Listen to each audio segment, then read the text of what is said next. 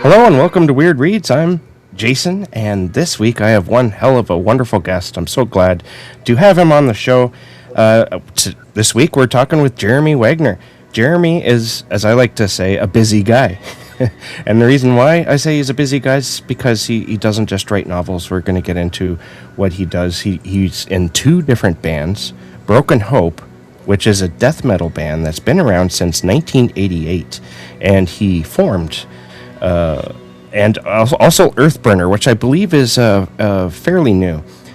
He runs a film production company, Aphotic Media, with Frankie Nasso, and he is the author of 3 novels now, one of which, Wretch, is why we're here, and we're going to talk about it, and also Fireproof, a memoir of the famous Top Chef Curtis Duffy. Thank you so much, Jeremy, for coming on and talking with me. It's truly an honor to have you on the show.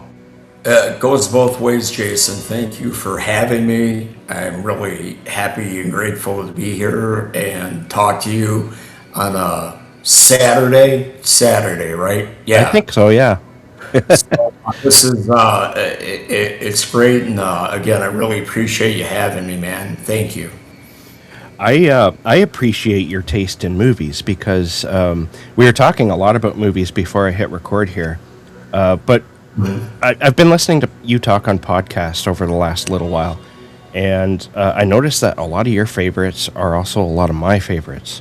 Mm-hmm. And I'm talking about John Carpenter's The Thing, which we've talked about a lot, but also movies like Jaws is a favorite of mine, Day of the Dead, and Exorcist 3. Day of the Dead especially, because I find that a lot of Romero fans often shit all over that film, and it's unwarranted. It's like one of the best, I think. I agree.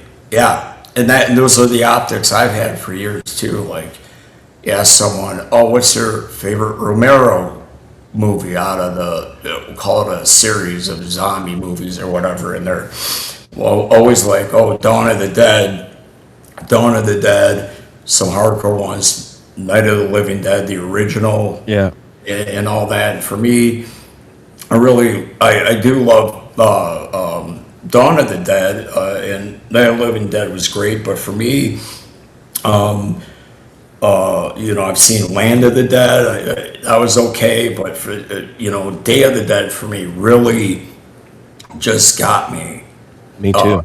As a horror kid, when it came out, it was maybe 85, 86. I don't quite know the year, but in my memory, I was definitely a teenager. I wasn't driving yet, and I was renting horror movies all the time. Mm-hmm. I made chess, and damn, I must have watched that movie, 1,000 times, and I just felt that the story, the way it was done, the level of practical effects, gore was great. You had a young Greg Nicotero in that film, working on the film, and actually cast as a guy, he gets his head cut off and he's zombified and he's still moving and stuff. And I there's just something special about that movie. And then with Night of the Living Dead, no diss on Romero whatsoever, but I felt Tom Savini's remake in 1990, Night of the Living Dead, was really well done. And I usually am against reboots or trying to touch something classic, but Savini pulled it off, and I just really felt that that's up there too with my favorite, zombie Romero related movies. Yeah. I totally agree with you on that. I think that's another movie that gets shit on unfairly, is that remake, Night of the Living Dead. Yeah. And when I did that Who's There podcast that you mentioned, where we're talking about horror movies, the host of that show is, I think, Allison. I think that's her name, yeah. I get bad with names sometimes. So. Me too. Yes, sir. So if I got the name wrong, I apologize. But she was one super freaking cool, but she also knew so much about horror cinema and a lot of newer movies that I wasn't aware of. So when I talked to her, they were like titles she'd mention or things, and I'd be like, I don't really know about that movie. My stepson and his wife, they know all those newer movies. They're really, and they're into the classics too. But like the host of Who's There, and my stepson Tyler and his wife Megan, I think they're all probably about the same age. I don't know Allison's age, but I assume they're around the same age, and they all have this finger on the pulse of all this new horror and even foreign horror movies and stuff that are coming out. So there's a lot of that where I'm just like, I kind of feel like a poser, Jason, because I'll be like, I don't know that movie, you know. Yeah. I call myself a horror kid, and I love horror, and I love horror movies, but there's a lot of new stuff that either I've seen that never blew me away, and I thought, okay, that was a great horror movie. It never didn't stick out, and then there's again so many more I wasn't familiar with. I just, you know, I think in that interview I even said I sound like old man Wagner because You did say that, yeah. I hit on a lot of certain new movies and whatnot. I always go back to these classics, I guess, that I love and grew up with, and Well, I just don't think they make them like that anymore. no, they don't. And there's nothing wrong with that, with liking. Oh, it's not. Like Jordan Peele, I think he's done some great movies. Absolutely, yeah. Where I'm like, oh, that's a really original approach and cool, and you know, it's not a trope or a remake or anything. You know, I really enjoyed that stuff, and then I just see other stuff where I'm like, it's kind of like crap to me. I don't know, you know. Oh, I know what you mean, yeah. But as I was going to say, there's nothing wrong with that because I tend to gravitate towards movies that were made in the 80s. That's my favorite decade of horror movies. To some extent, the 70s, too. Yeah. And I would say the early half of the 90s. Yeah, you sound like me. Yeah. Those are my decades and what I go to, 70s, 80s, and up to mid 90s. You know. Yeah, I mean, it was just an insane time. You don't get movies like that anymore. And when they try to do that, it often fails. Yeah, it does. Like when I was talking about loving Tom Savini's Night of the Living Dead remake, and saying, you know, I usually hate reboots and remakes. One reason for that is there's some movies I just feel shouldn't be touched because they were done so well. How are you gonna top that? You know, what's gonna be new and true to the original that makes it worthy? You know what I mean? And Tom Savini, I felt he did that. Him and Romero obviously were really tight. He worked with Romero on movies, and I got to meet George Romero back in the day, and he was super freaking cool, man. He was so nice, and just like the kid inside me was flipping out. Like, I can't believe I'm meeting George Romero.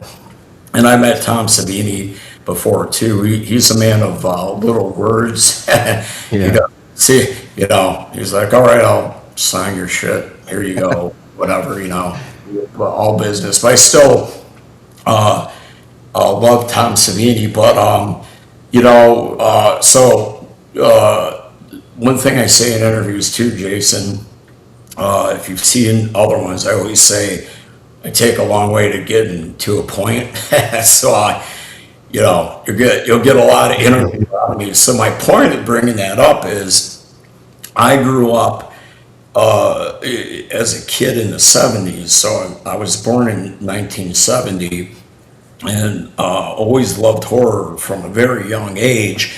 And when Halloween came out, I'd seen plenty of scary movies here and there, but I lived in the country, so it'd be like, you get 4 channels maybe with your rabbit ear antennas on a black and white TV, and, I'd look at the TV guide to see what's coming up and looking for horror stuff that might be on ABC or CBS and shit. So, like the first time I saw Jaws was on TV in the 70s, and Phantasm, and Halloween, that at the time was the scariest movie I had ever seen, between Michael Myers and even the music alone, which to me still is so iconic, right? The music alone scared the hell out of me in Halloween. And then decades later comes Rob Zombie remaking Halloween. And I remember first hearing that was being done, and I'm like, why? Why, dude? Yeah. You're making original movies, like House of a Thousand Corpses. That's what he came out of the box with. And then there was, the remake, and I watched Halloween, the Rob Zombie one, and I was just like, yeah, for me, and it's my own opinion, so your followers and fans might love that movie and disagree with me, so just my own opinion, but I was just like, what, dude, this is nothing on the level of John Carpenter, for one. There were a couple takeaways I had that I thought, well, that was actually really well done. Like, there's a scene where Jason kills Danny Trejo at the sanitarium, and the Michael Myers character is like so huge and menacing, and like that scene I thought was well done, because I was actually like scared for Danny Trejo. Like, he's like, come on, Blake, we're friends, get back in your room, blah blah blah. So Yeah. that was like that. I thought that was well done. And then Michael Myers attacked at a gas station, and ripped apart and whatever, and got the coveralls on. But but that was about it, Jason. I was like, the rest of the stuff didn't do anything for me. So Yeah. just, I and reboots, a lot of them I'm like, come on, God damn it, do something original, please, Yeah, make something else that's gonna like fascinate us. Yeah, yep. And on that note, I hear that I don't know if it's a remake or if it's part 2, but I hear that The Thing is going to be coming back, and I'm like, it's not going to be good. I don't think, right? I read that too. I gotten before I heard about the remake, I got a friend here. I don't know if you ever heard of this guy. His name's Del James, I and think so. Yeah. Del James is a really, really dear friend of mine. I love him, and he's got the same taste as us, and he'll text me horror movies, much like my stepson does. Like, hey, check this out. This is just coming out, and it's friggin' great. And usually Del's choices have been really, really good. But he texted me this article. I think it was on April 1st, and he said, I was hoping this was an April Fool's joke, but from what I can see, it's actually happening. And it was an article about John Carpenter was even on board for a remake of The Thing, And then I was like, I really hope that's not true. And then all of a sudden, the next thing I know is there's another article saying that, and it was from Variety magazine, and it said the Thing remake gets green light. M. Night Shyamalan to helm the reboot with Jada Pinkett Smith as McCready, and the iconic horror film gets a fresh take with a thumbs up, supposedly, it says right here, from John Carpenter, director John Carpenter. So, a couple things on that real quick. When Dell sent me that on April 1st, hoping it was an April Fool's joke, and later we found, no, it's actually, looks like it's legit. Variety magazine posted about it and had an article about it, and a few other places. So for me, with Dell, he, again, Jason, he's got like our sensibilities. He's in the our sensibilities, and much like Tyler, my stepson, and Allison from who's there, who know all this new stuff. They sends me. See, Dell back in the '90s, he's a great writer. He had a short story horror collection called The Language of Fear that came out back in the day, and he also used to write for a number of magazines like Rock Mags, and he wrote for Rip magazine back in the '90s. I don't know if you remember Rip magazine, but I read it, yeah.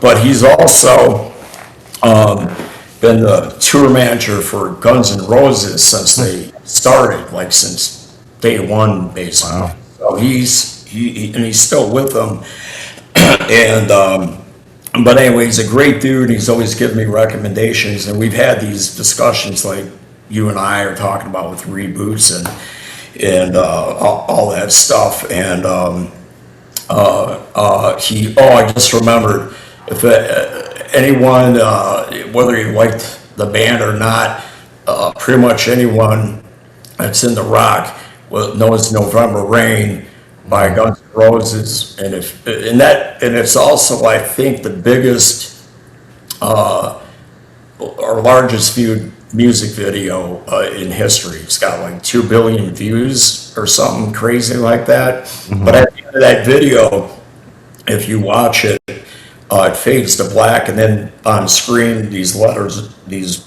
sentences come up, and it says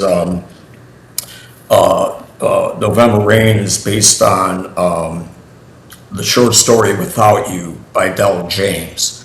So Del James, he's always been a great writer. Dead Sky Publishing actually put out a graphic novel he wrote called Consensual Violence, which is really freaking great. And he's got 2 more graphic novels signed to Dead Sky for that'll be coming out in the next couple of years. But mentioning all that and my love for Dell, and a guy who's got his finger on the pulse of horror cinema, he also has those sensibilities of, like, don't touch that movie, like, I hope to God no one tries to remake The Exorcist or Jaws or something, We've seen The Omen redone and Evil Dead as well, and whatever. I think they're doing Carrie again. Yeah, Mike Flanagan's on doing that, which it might be okay, but it's not going to be the original, right? Right. Yeah, and exactly. And I like I didn't hate like the Evil Dead remake. I thought it was pretty well done, and stuck with the story. It was even in some ways more brutal, if you will. Didn't have a problem with that. But one thing relevant to you and me talking about The Thing, when in 2011 they did the prequel to the thing. And I didn't hate that as much as I love the thing. I knew it was a prequel, and I read every article I could that mentioned the thing coming out in 2011, just to hear what the directors and stuff had to say. And they had said that they really wanted to do justice by John Carpenter's vision and the fans' vision. I'm paraphrasing here, but I just recall that they were really serious about that. And they had mentioned something like, it all starts at the Norwegian camp, and you'll see things that are like, call them Easter eggs, Jason, that a real Thing fan would notice from the first movie, like when McCready and what's his name take the helicopter over there to see what happens.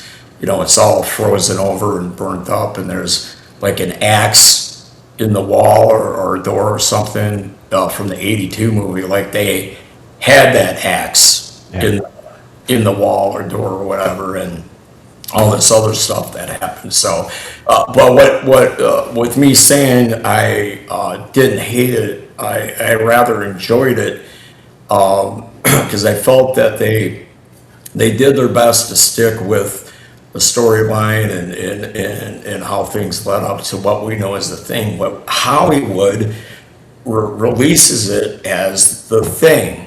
Like they should have said the Thing prequel, something, put something in there.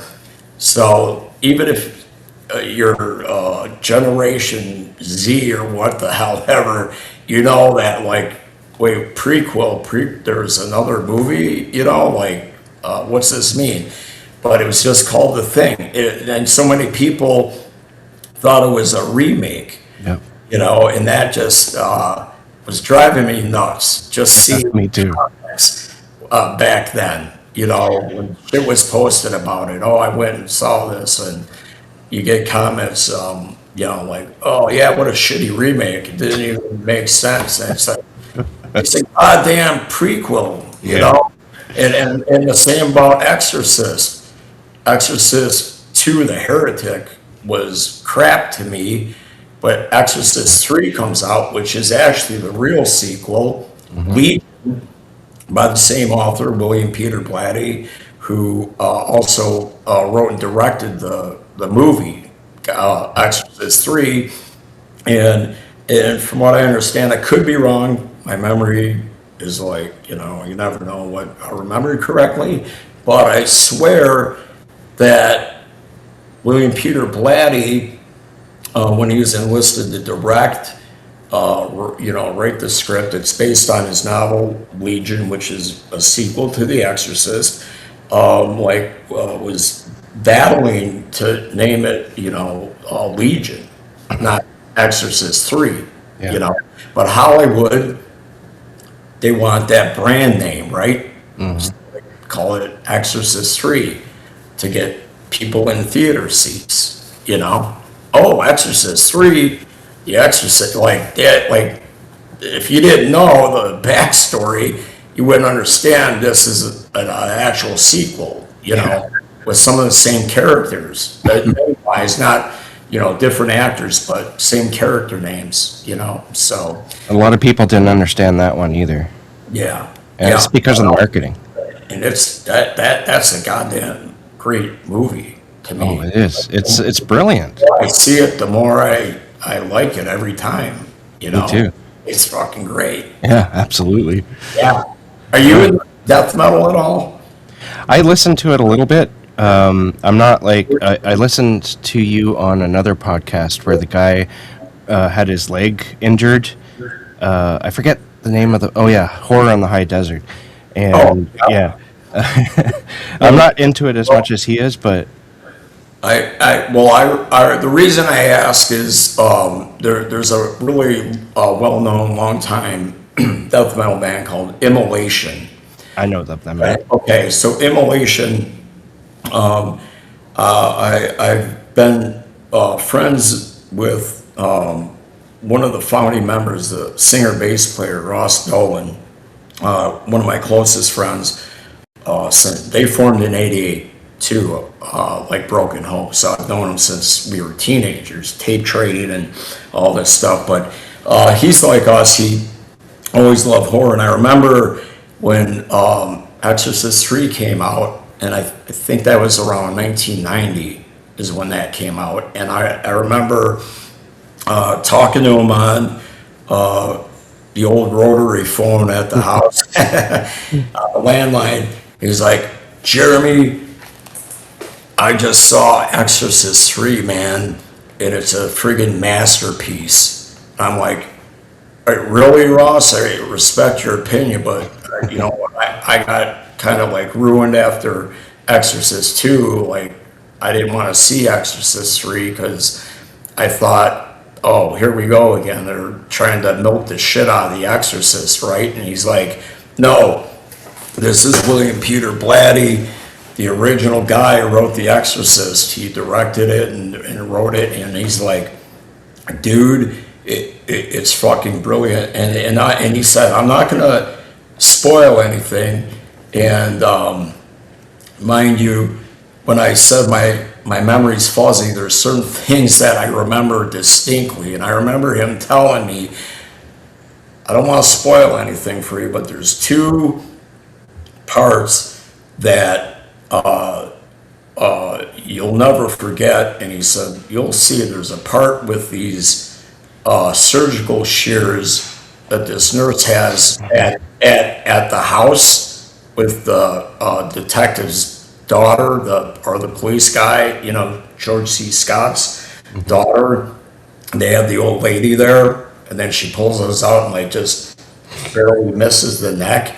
Yeah. And then anyone who knows the film, that's got one of the greatest jump scares in history at that hospital. So then I went and saw it, and he was right, and I was just blown away. And there's other things about that movie I just love. I mean, Brad Dourif should like have gotten an Oscar for him going off in that sanitarium, in itself. Like, it was like, holy shit, this is like, wow, the acting, and I just, The story is just incredible too. Like, yeah, so dark and hopeless almost, right?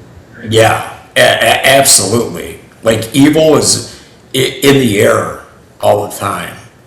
Evil, that vibe. There's a vibe of evil all around all these characters. Wherever they go, Yeah. But getting into, you mentioned death metal. I've had musicians on the show before talking, who are also writers, so they're talking about their book. But I would say yours is the most interesting because, one, your band is one I'm more familiar with, which is Broken Hope, and it's also death metal, which is a very unique subgenre of metal. And two, you formed the band way back in 1988, so you've been doing this for decades, off and on, but I would say mostly on. Now, you've been writing throughout the whole time as well. I've heard that you say that your like Broken Hope lyrics, you view them as like short horror stories. Yeah, like micro horror stories. Yeah, that was it. Yeah. As and the whole. I get asked, it's like the whole what came first, the chicken or the egg thing. So I'm asked what came first, writing or music, as a musician. So for me, like, I'd say writing came first for sure. But I always loved music, and a lot of that has to do with the way I grew up. So I lived in the country as a kid, and where we lived, like I was talking about, catching horror movies at night on a black and white TV, because we didn't have cable or a satellite dish back then, right? So it was always, there'd be TV shows, but most of my entertainment was all we had were books and a stereo. So I'd be reading a lot and listening to my parents vinyl collection and get turned on to all these bands and music I never heard before. So I really had a love for music as a kid, but with the writing,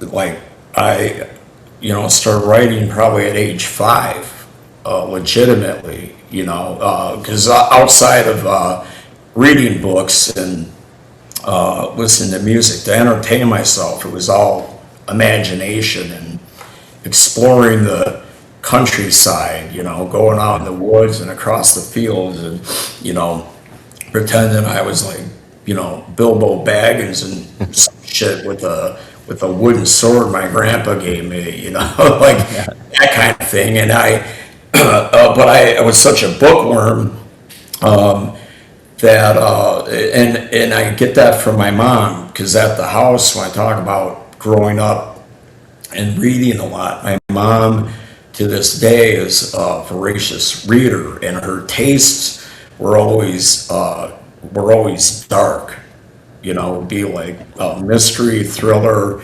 and horror. And I remember, like, and I think Jason, before we started this interview, we were talking about books and book collecting, and I love vintage paperbacks, horror paperbacks, and dark fiction, and really odd paperbacks from back in the day. So my mom would have a library like that shelf behind you, be like Agatha Christie mysteries, and then like these old Alfred Hitchcock anthologies, and then old horror books and stuff. And that's how I display. And I would look at the covers and be just mesmerized, because the cover art, again, I was a horror kid. I like creepy, scary shit since, like I said, age 3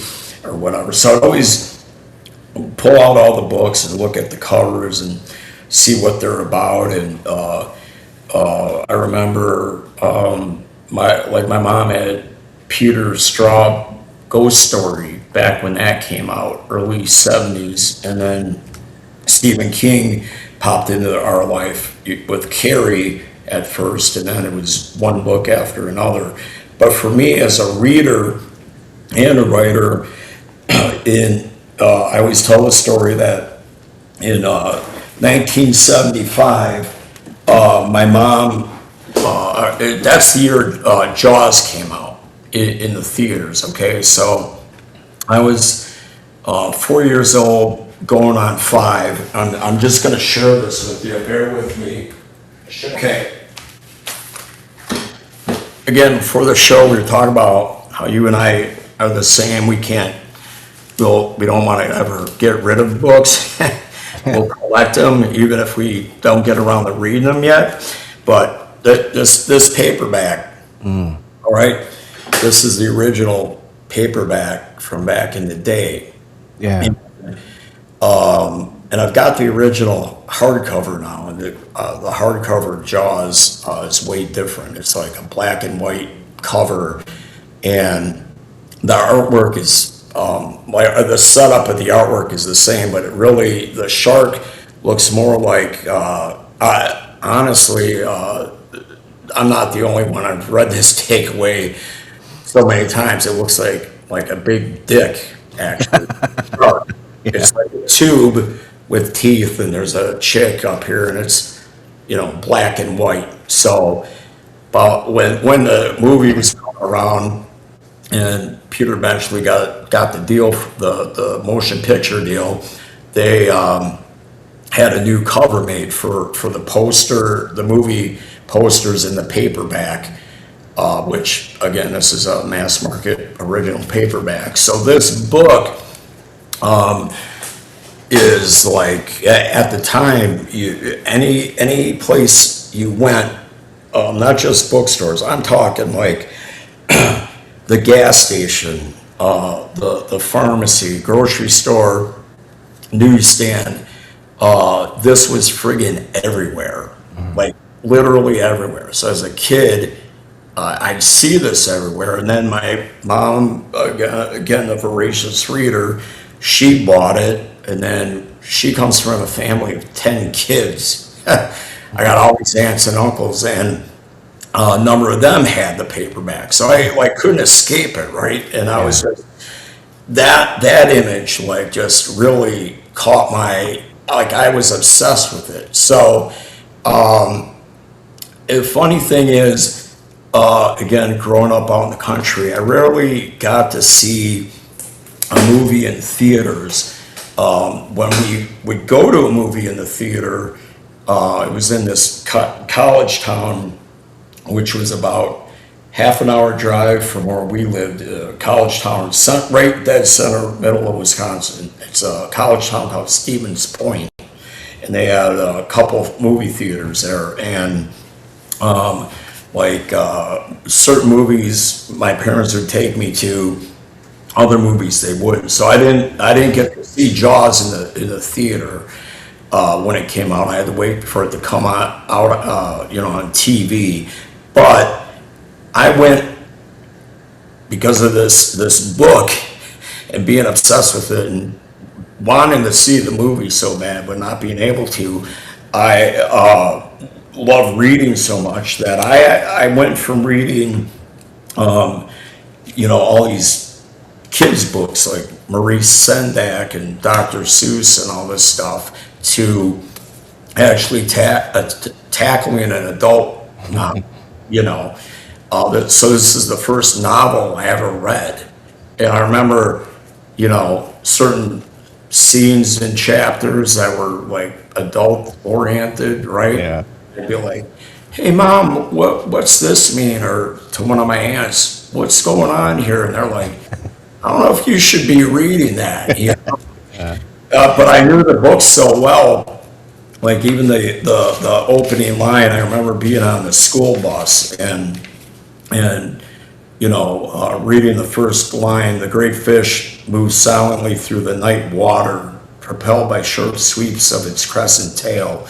I could memorize that shit. So I decided between Jaws and this other super cheesy movie that came out, I think, a couple years later called The Last Dinosaur. But as a kid, I thought that was the greatest friggin' thing I'd ever seen. I've seen it since, and it's like, Jesus, I thought this movie was so good, made in Japan, I think. A guy's in a rubber Tyrannosaurus suit and, whatever. But point I'm mentioning that is I had started writing my own stories, and my grandmother, maternal grandmother, was so cool. She gave me this hardcover a book which had lined pages in it. So it's basically like really like a mass market sized hardcover book that had fake denim around the whole cover and back cover and spine with a pocket on the front. It says "My Book." So in that would be lined pages, and I started writing my own stories. So I wrote my own off memory an adaptation of The Last Dinosaur as a film adaptation off my memory of The Last Dinosaur. And then the one after that, and I still have that book, my book thing my grandma gave me to this day.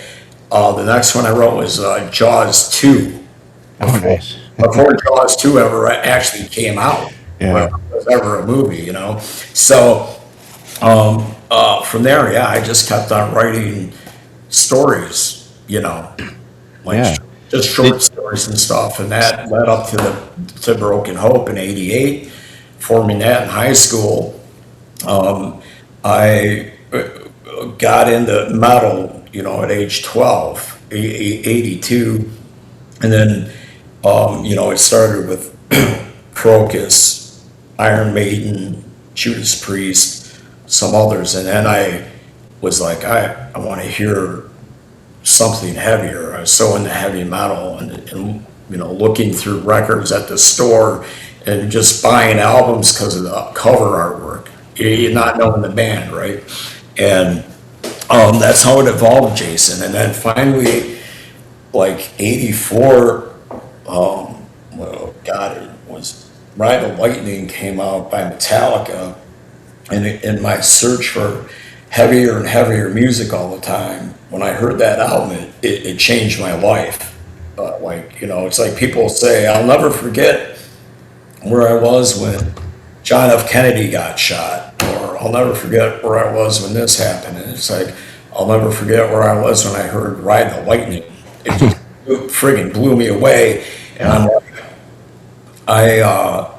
I want to be a guitar player and in a metal band. And by that age, by the way, Jason, by 82, when I mentioned being 12 and starting to get into metal, my mom was a single mom, brought my sister and I to that town I mentioned, Stevens Point. So now we're out of the country and in the big city, and I had record stores and musical instrument stores, and my mom got me my first guitar, and I would just screw around with it. I begged her for one, wanted to play it, and it's like one of those things that parents will know, or even us, if you're certain people remember being a kid, sometimes you want something so bad, and then when you get it, you're kind of like, So I actually didn't touch guitar for like years, like try to take it seriously until the mid 80s, right? Ride the Lightning. So when I say my first guitar, it was an acoustic guitar my mom got me at age 12. But when 84, 85, I got rid of that acoustic guitar, got an electric guitar, and then started taking guitar lessons really seriously. And I was really lucky too, Jason, because my teacher, Tom Bradner, he was both he loved metal like me. He could play like by ear. He could transcribe and write out tablature for certain riffs, like the bridge of Angel of Death by Slayer, and certain techniques, because he was in a thrash band that put out this one album called Ritually Abused. The band was called Numbskull. So he had the heavy metal, call it skills and tools that I was seeking, but I was also so serious about guitar, I wanted to know some music theory stuff. And Tom Bradner was not just a brilliant, amazing, metal guitar player, but he was also a classically trained guitar player. So he could play, all this Paganini stuff, like, Yngwie would do, or when you see pictures of Randy Rhoads playing classical guitar, that was Tom, and he got a degree in music, and I remember being at his recital. So basically, in a nutshell, I got so lucky because I got a guitar teacher who showed me everything I could want, and that was like pure luck. Yeah. You don't always find a teacher guitar-wise that's like that. And then I was off and running, and I was already, even before I had a band like Broken Hope in '88, I was writing lyrics. By no means am I a singer, even a death metal singer, guttural, or a singer, period. One, my voice sucks. Two, I got this weird thing where I just keep my mouth shut and play guitar, because if I'm playing guitar right now and you're like, play me a song, and I was playing a song, and then if I try talking to you and I can't do both at once, my as I'm talking, the syllables and the words, my hand is going like, hi Jason, how are you? Like I'm not playing the song. It's like my mind goes, it's got to be, like I can't chew gum and play guitar at the same time. But being loving writing, I remember writing lyrics even before Broken Hope. And those lyrics were funny because you're talking about a teenager who's like 15, 16, and dreaming of having a band someday, taking his guitar lessons, and all I did when I was home from school was just play guitar, go to my guitar lessons. But my lyrics were funny because they were all about like, kill the posers and hair metal bands, shit like that, like, but that was my attitude. And the joke's on me because now I like hair metal bands a lot. Yeah. There's a lot that are really talented, but back when you're young and seeking heavier and heavier music, by 88, we're talking about Broken Hope. By that time, I went from Ride the Lightning to Rain and Blood by Slayer, Dark Angel, Darkness Descends, Celtic Frost, and then Death came out with their first album, Scream Bloody Gore, discovering death metal, and Napalm Death, and Morbid Angel and stuff. And then I formed Broken Hope senior year of high school, 88. And that's where it started. And then we had a demo, and then a second demo, and I was tape trading around the world. But relevant to writing, I never stopped writing lyrics. So when I actually had a band, original vocalist, Joe, he wasn't much of a writer. He wanted to be this brutal, super guttural, sick frontman, and he didn't care about books or writing. He wasn't a reader, nothing. So he'd always be like, you want to write the lyrics, go ahead. I'll use them. So our first album, I would write lyrics to songs specifically to fit the music, the choruses, the verses, like, hey, Joe, sing this part here is the chorus. And it goes with this riff. But over time, Jason, I would just write lyrics, say an album's got, 10 to 12 or 15 tracks, at least with Broken Hope discography. So I would I always write, if I got an idea, whether it's a real life, like effed up news story about a serial killer, or, body parts found in a dumpster. One part, like, inspired by real life bad things, macabre things, or a lot of it has always been my imagination. Kids, I'll make up stuff. And with the music, when I say micro horror stories are what my lyrics are, I've got 2-3 minutes of music, like I'm doing this as like the framework of a lyric page you'd see in the liner notes. That's how long the lyrics are when you're got a CD or an album, right? Yeah. Because the song length is only so long, so you got to squeeze in what you can. And to some point, actually, when you think about it, with that limited time, you're working in to tell a story.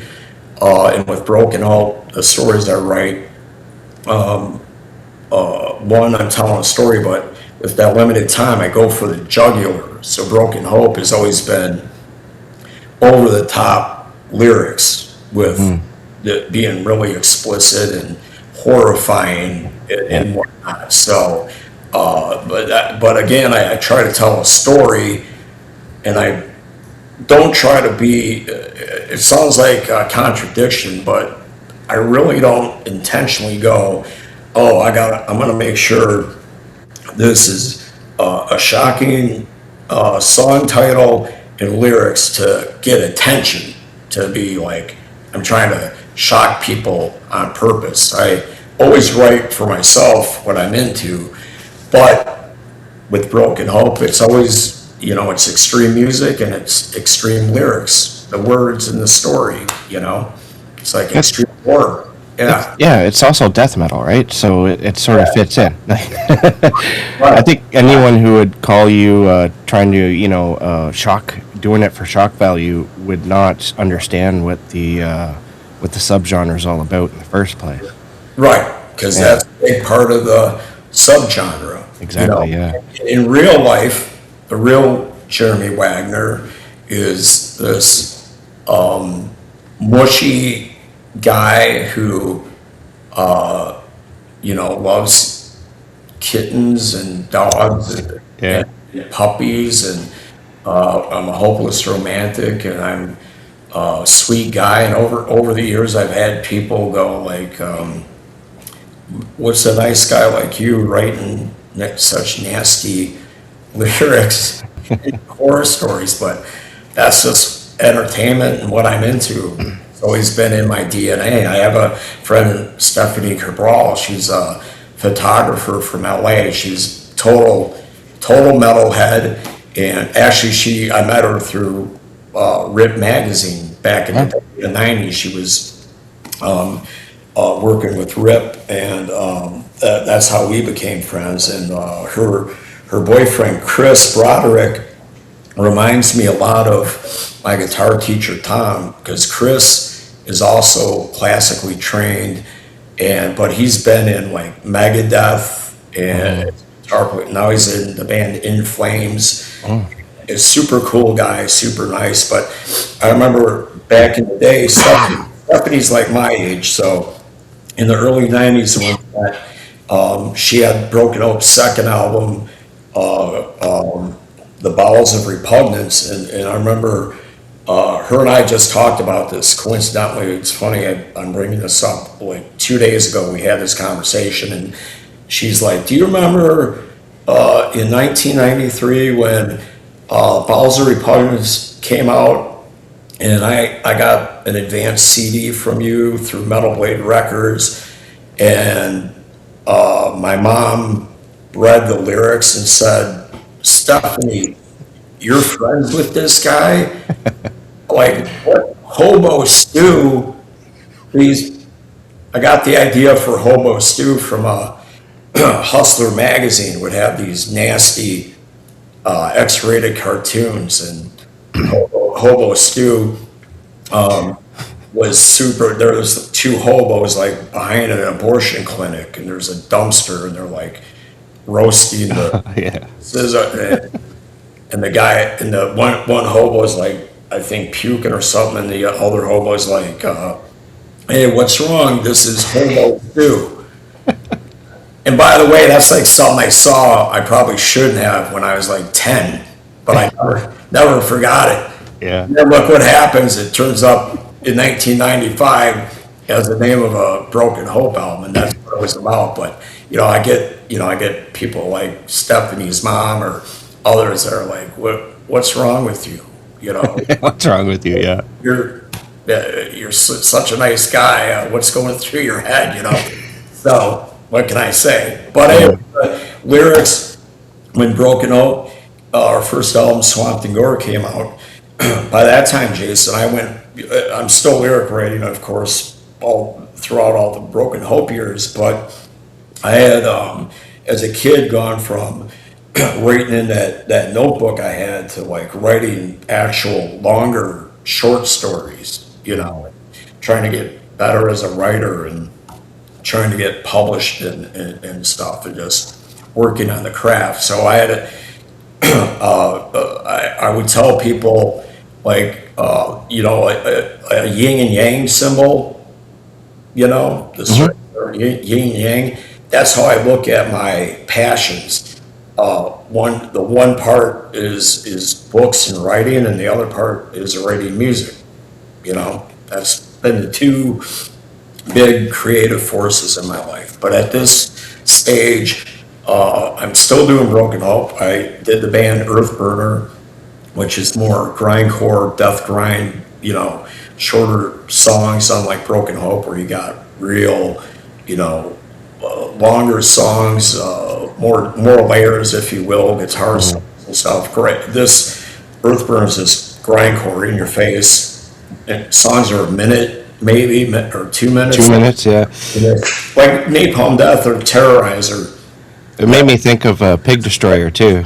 Yeah, Pig Destroyer, exactly. My stepson loves Pig Destroyer. Oh, and a cool thing is my stepson Tyler plays bass in Earthburner.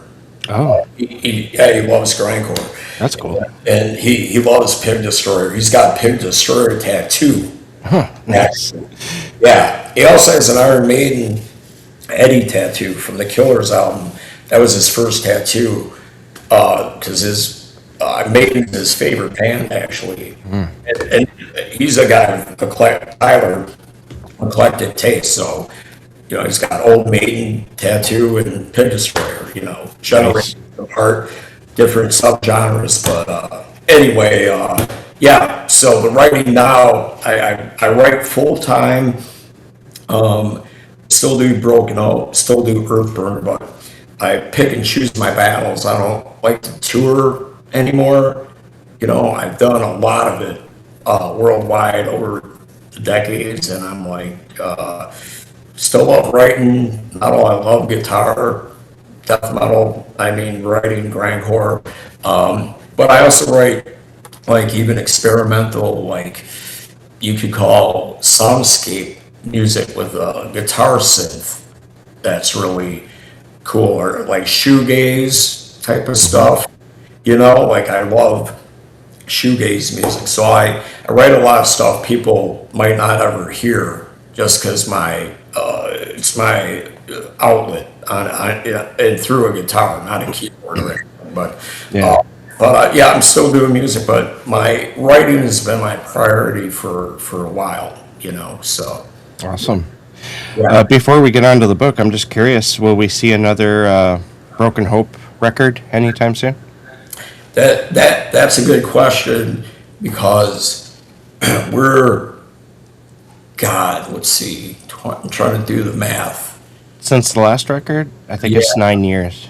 Yeah, so, what's crazy about that, Jason, is Broken Hope went on hiatus for 10 years, 2002 to 2012. And when we came back, we were just balls out going for years from 2012 to probably I'm trying to think when, God, we played maybe 2 years ago, 2024, 2023. Maryland Death Fest was our last show, which was a few years ago, but we were from 2012 to Maryland Death Fest again. I'm thinking 2024. It was like tour, album, tour.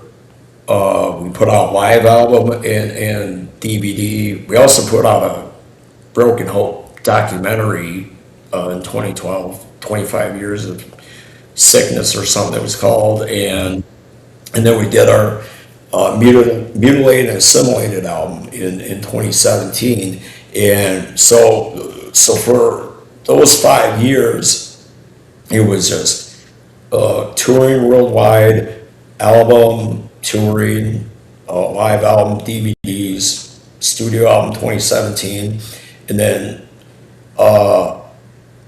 mini tour here, festivals here and there, and that's been about it. So when you say 9 years, it's like we're still active. We're not on hiatus like before, but we're getting close to being 10 years since an album. But what can I say? A lot's changed too since 2012. When we've got band members who now have kids and have gotten married, and our priorities are different. And we sort of like been there, done that, and death metal, it's my life. It's in my DNA. Writing, sick riffs will always be a part of me, but death metal, It's not, but for us, we'd have to tour every day of the year if we were going to make that a career or a salary, to pay the bill. And we'd never be home. So we have guys who work and, again, just got older, the people building families, and that's the way it is. And for me personally, it's not like I'm raising a family or anything. I've got two great kids and an amazing wife and a couple English bulldogs, and that they're all my everything. And I'm in this great place for me where I'm not pressured by a label or management or even band members anymore to, you got to do this, you got to do this, blah, blah, blah. It's like Metal Blade Records, Tracy Vera, the president, she's awesome. And she's like, by the way, a project we are doing for Broken Hope is Tracy Vera at Metal Blade, the president, her and I got a deal worked out. We're re-releasing Broken Hope's first 5 albums. Oh, excellent. Their 90s discography with our original singer, Joe, who passed away, unfortunately, in 2010. Mm-hmm. And they're remastered. Couple will be remixed and remastered. And we'll have bonus tracks and pre-production demo material no one's heard as bonus tracks, and even different artwork for our 5th album, Grotesque Blessings, and the artist Wes Ben Scoter do a cover for that, because the original cover was done by an artist, but at the time, you're talking 99, it was sort of this digital art he was working on. Yeah. I never cared for the cover, frankly. So with the re-releases, Wes Ben Scoter is a good friend of mine. Love his artwork. He's done most of the Broken Hope album covers, and many more. He did Slayer's Divine Intervention album cover and whatnot. And then I've collected a lot of his artwork over the years too, as a lover of and collector of dark art, like we were talking about before we started the show. Yeah. But that said, we Broken Hope technically has something pretty cool and exciting coming out, but it's not a new album. It'll be the first 5 albums remastered, re-released, some on vinyl for the first time too, which is cool. Sweet. Bowels of Repugnance that I mentioned in this interview has been out of print, actually. Hasn't been manufactured on CD. So a lot of exciting stuff with that. But other than that, I'm in this, for me personally, I'm in this place I want to be, which is just writing books full time. Well, that's excellent. You got to do what you got to do, right? Yeah. Yeah. And I always tell people, Jason, as far as I know, we get one lap around the track, make it count. I say that in almost every interview, but that's just to encourage people, which I love to do. I love to encourage and inspire people, because I learned at a young age and growing up, people, a lot of people, whether it's peers your age or older people or whatever, will tell you, oh, you'll never do that. You'll never do that, or no one's going to like that kind of thing. And those are what I call naysayers. And those are people who are people that some might be miserable, some might not have a life, but one thing, and some might be fine and happy, but they're still a naysayer. The one thing they all have in common, no matter if they're happy or miserable, is that they have no ambition. Yeah. And I always thought at a young age, even now, that this is part of me encouraging people, is that I believe you can do anything in life if you work at it. Mm-hmm. And aside from working hard at it, be passionate about it. Yeah. Don't work at something hard because, you think if, say you're in a band, this is an analogy, Jason, or even as a writer, if you're in a band and in your head you're like, I love playing guitar, but active rock is hot. So I'm going to be an active rock guitar player, when it's not really a passion. Your passion is guitar and a different genre. Work on that genre and play guitar for that. Don't do something that, that takes away from your passion because you think you'll be successful doing something. Same with writing. It's like, say, romance was the most popular stuff. Our young adult books, are the biggest selling books. And it's like, I really am passionate about horror fiction, but I'm going to write young adult books or romance because that's what's hot. You couldn't friggin' pay me to write a romance or young adult novel, and that's not a diss on those genres, but they're not for me. Yeah. My point is, do what you're passionate about in life, because that whole one lap around the track we get making it count is that you should take a step back and be grateful you're alive and you have this life and you found something you love to do that you're passionate about. And when you have real passion, you're gonna be a book writer and work on being a better writer, work on the craft, or a guitar player, or a podcaster, or like I say, a carpenter. You want to build houses, or bird houses or mailboxes. If that's your thing, you really love doing it, that's your passion, cooking, whatever, do it. Just do it, because it makes your life that much richer. You're doing what you love. You might have to go to a day job and work, but after work, you're doing what you're passionate about, right? Yep. And if you get successful and make money doing it somehow, that's a big bonus. But no matter what, you're sincerely passionate about it, you're going to do it because it brings you joy and you're happy doing it. So that's what I urge people to do. And I also urge them to aim high, because and not only aim high, but keep your passion, the integrity of the passion intact while you're aiming high. Because I also had this thought when I was younger, and as a grade schooler and a teenager and on, I realized in my head that, there's a reason there's a Stephen King, there's a reason there's a Steven Spielberg director, or whatever, Michael Jordan, basketball, right? They weren't just handed, like, here's a deal for a book, the deal, you're going to be on the Bulls and play basketball. It's like, it doesn't happen that way. Metallica, here's a record deal.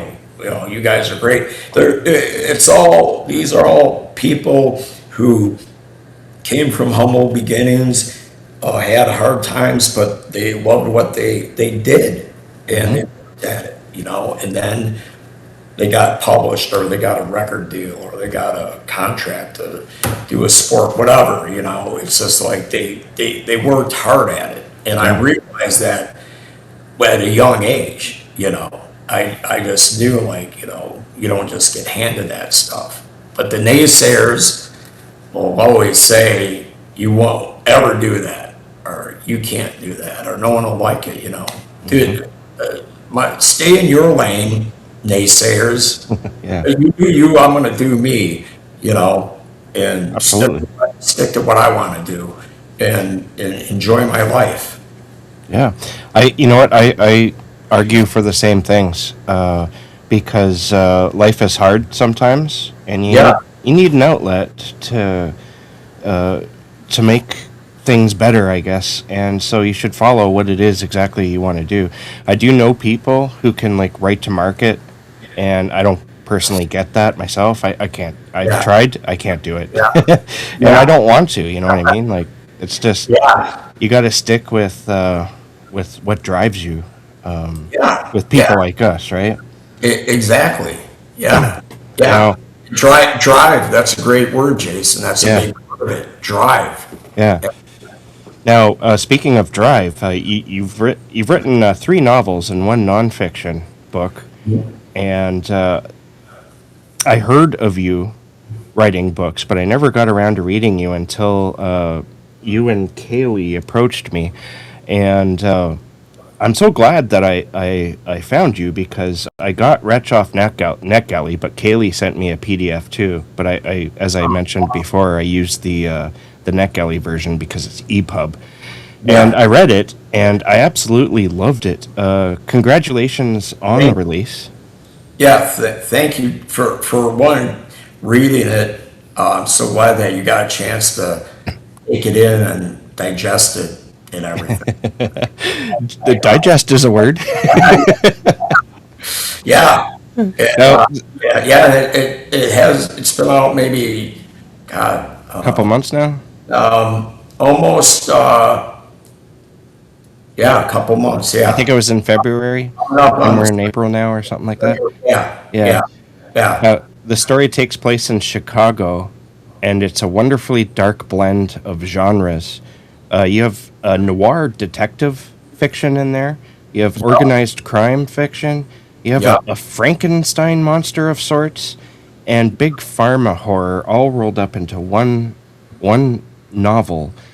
This is really incredible work. Can you tell us what it's about?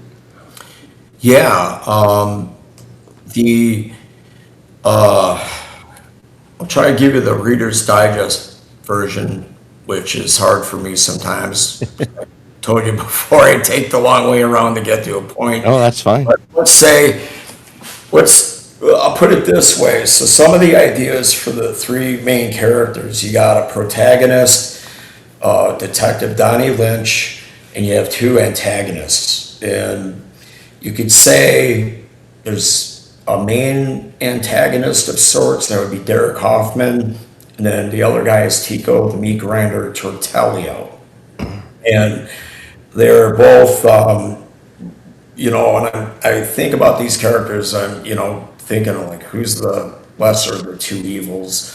They're both really bad guys. And, you'll read novels where you might have one protagonist, good guy or good lady, and an antagonist who's the bad guy or the bad girl. This one has 2 bad guys, but the thought was so it starts with the idea for Wretch is what I'm getting at. This one is kind of like seeds that were planted in my head that I couldn't forget from people I met in real life, or to things I have experienced personally, to and a lot. It's 90% imagination, but definitely inspired by some real people, real experiences. And it's much like I mentioned the song Hobo Stew. I got the idea from that nasty 1-page cartoon from, like, God knows when that came out, 80s or something, right? So, like I said, I was a kid, but I never forgot it. And it turned out to be lyrics in 1995. So my point is, I had the ideas in my head for characters based on these people and things. So call it loosely inspired. And it was, I couldn't forget about them and some of these ideas. Even the big pharma stuff, like the pharmacological research program Derek Hoffman went into. Like I've done that. I was in the 90s, basically when Broken Hope came out, 1991 with Swamp and Gore, all the way to 99 when Grotesque Blessings came out. 1990 to 2000, I mean, I was broke all the time. I had it really hard. I mean, I say I didn't have a pot to piss in. It was so hard to make ends meet. I had a crap car that, like, you had to hold the door open, like, roll the window down, push it up by the frame to shut it, and like, if it rained and you're driving, the seal on the windshield was shot, so water would be coming in your car, like, and I was bouncing around from place to place, roommates, renting rooms and stuff. So, that whole experience, living that way, I think also I channeled a lot of my anger and, where I was in life into Broken Hope songs. And that was a great thing about, as poor as I was, I had albums out and I was touring and I was writing. So anyway, the thing about Big Pharma is it was like that pharmacological research program I did was with a huge medical, or I should say pharmaceutical company called Abbott Labs. And you can do these sign up for programs where you're basically a human guinea pig, because they need humans to try this drug they want to put on the market to get FDA approval, and then they can put it on the market. But first, they got to test it on humans. So all my books and all my short stories, even my lyrics sometimes, but definitely short stories and novels for sure, always start with a what if. That's how it starts. And on this Wretch campaign tour, like yourself, I know you saw me do like different interviews. So I try to not always repeat myself, but I also like to inform people that haven't seen those interviews a little bit about me. So when I say my short stories and my novels start with a what if thing that I can't let go of in my head, like, wow, this is a really cool idea. And I could get an idea like, going to Office Max looking to get, some highlighters or something, and I'll get like the most effed up idea out of my head. Yeah. And when I get an idea, just like guitar riffs, Jason, if I write a guitar riff, that's how a Broken Hope or Earthburner song starts, with a riff. And if I'm like, holy shit, I really love that riff, I grab my phone, hit the voice memo, and I'll record it so I don't forget it. Because I learned a long time ago, I could play a riff 100 times over, and if I didn't record it later, I'd be like, hey guys, I want to show you this riff, and I'd be like, oh shit, it went like this, but if I can hear it back, it'll be like, oh yeah, that's what it was. So when I get an idea, like I said, go into a store and I get some effed up idea, I send myself an email right there on my phone. It might just be a couple sentences, like the subject line says this, and one or two sentences in the body, and the email to me would be like, all right, this story is about this and this, and also remember this thing or name, which means like if I see that later, years later, I'll remember, oh yeah, okay, I know what this is about if I'm going to write about it. So with Wretch, I had these experiences and things I couldn't forget. And then one day I was working on another book at the time, and actually Wretch would have been out a long time ago, Jason, but Fireproof entered my life because of Chef Curtis Duffy. That's a whole story unto itself, but if anybody reads Fireproof, I tell how that story happened, because I'm a guy, I won't only write what I want to write. I got to be into it. And Yeah. Curtis Duffy's story is like friggin' brutal, it's like I'm going to tell you right now, I want to read all your stuff.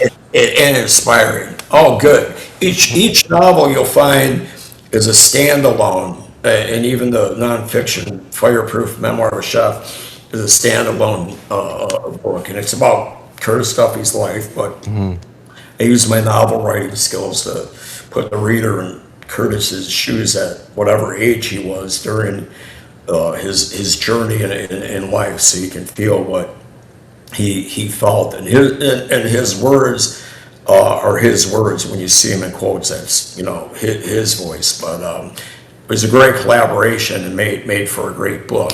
But with Wretch, that's how Wretch started years ago, before Fireproof. Right around the time my second novel, Rabid Heart, was coming out, I already had written down some stuff for Wretch. Like, I had ideas, and I might even had a first draft by then, but other things got in my way, and I didn't get it done. And with with Fireproof coming in my life, what I try to do is explain this to people before.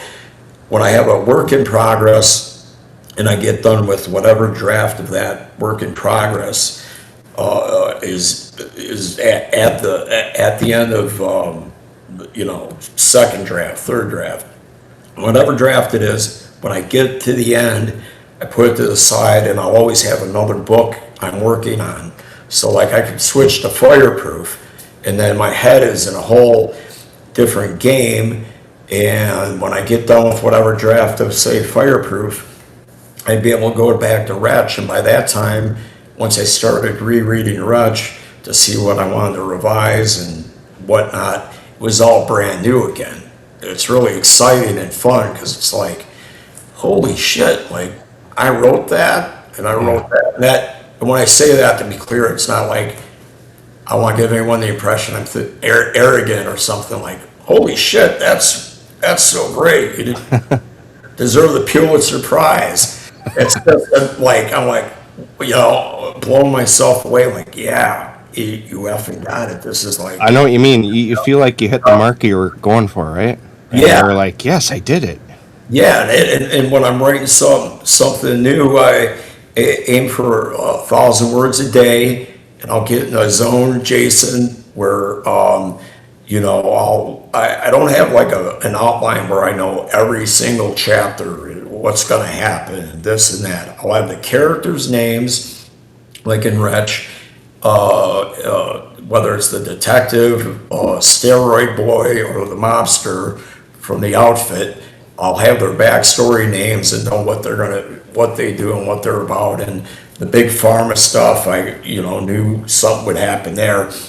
And that's how it started when I said, what if? And that whole thing was, what this guy I knew was like a real life Derek Hoffman from my own experience. Yeah. Big pharma stuff.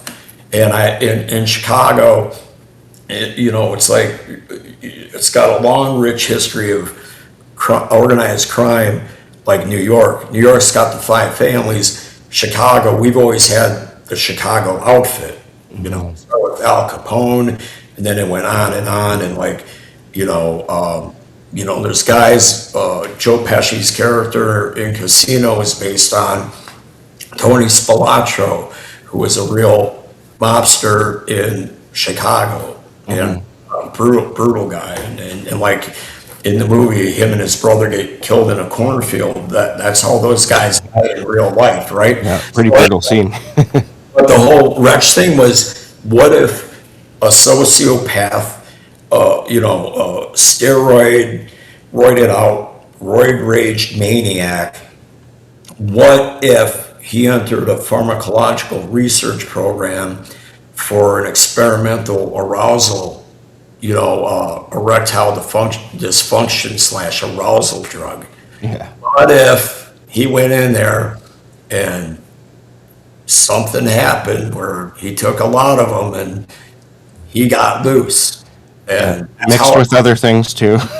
that's how it all started. And then from there, when I always talk about working on the craft, this is passion too, Jason, is I'm so passionate about writing and always getting better and having a voice, right? I love the stuff that some people might think are mundane things, from revising and editing, all that time spent, but I love doing it. And where I'm at now, like with Wretch, I'm really about super tight point of view. Like if you read a chapter in Wretch, whatever the character is, you get only their point of view.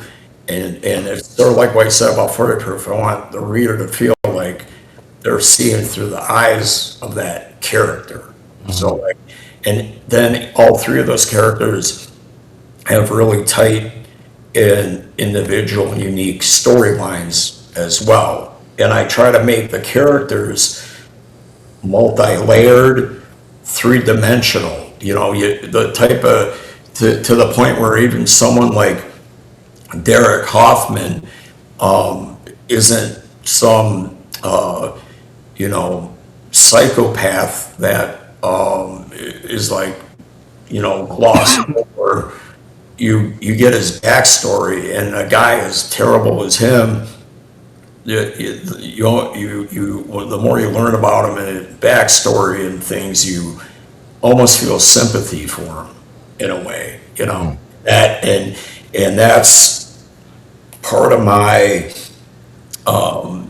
again, the craft of really making strong characters, and I love, obviously I love, dark fiction, splatterpunk horror, but I love dark crime. And I'm, in my personal life, like I'm fascinated by true crime and organized crime stuff. So it was cool to, pull off a multi-genre kind of book, if you will, like you said, and that's something I, when I talk about broken hope lyrics, I'm not going out of my way to shock people.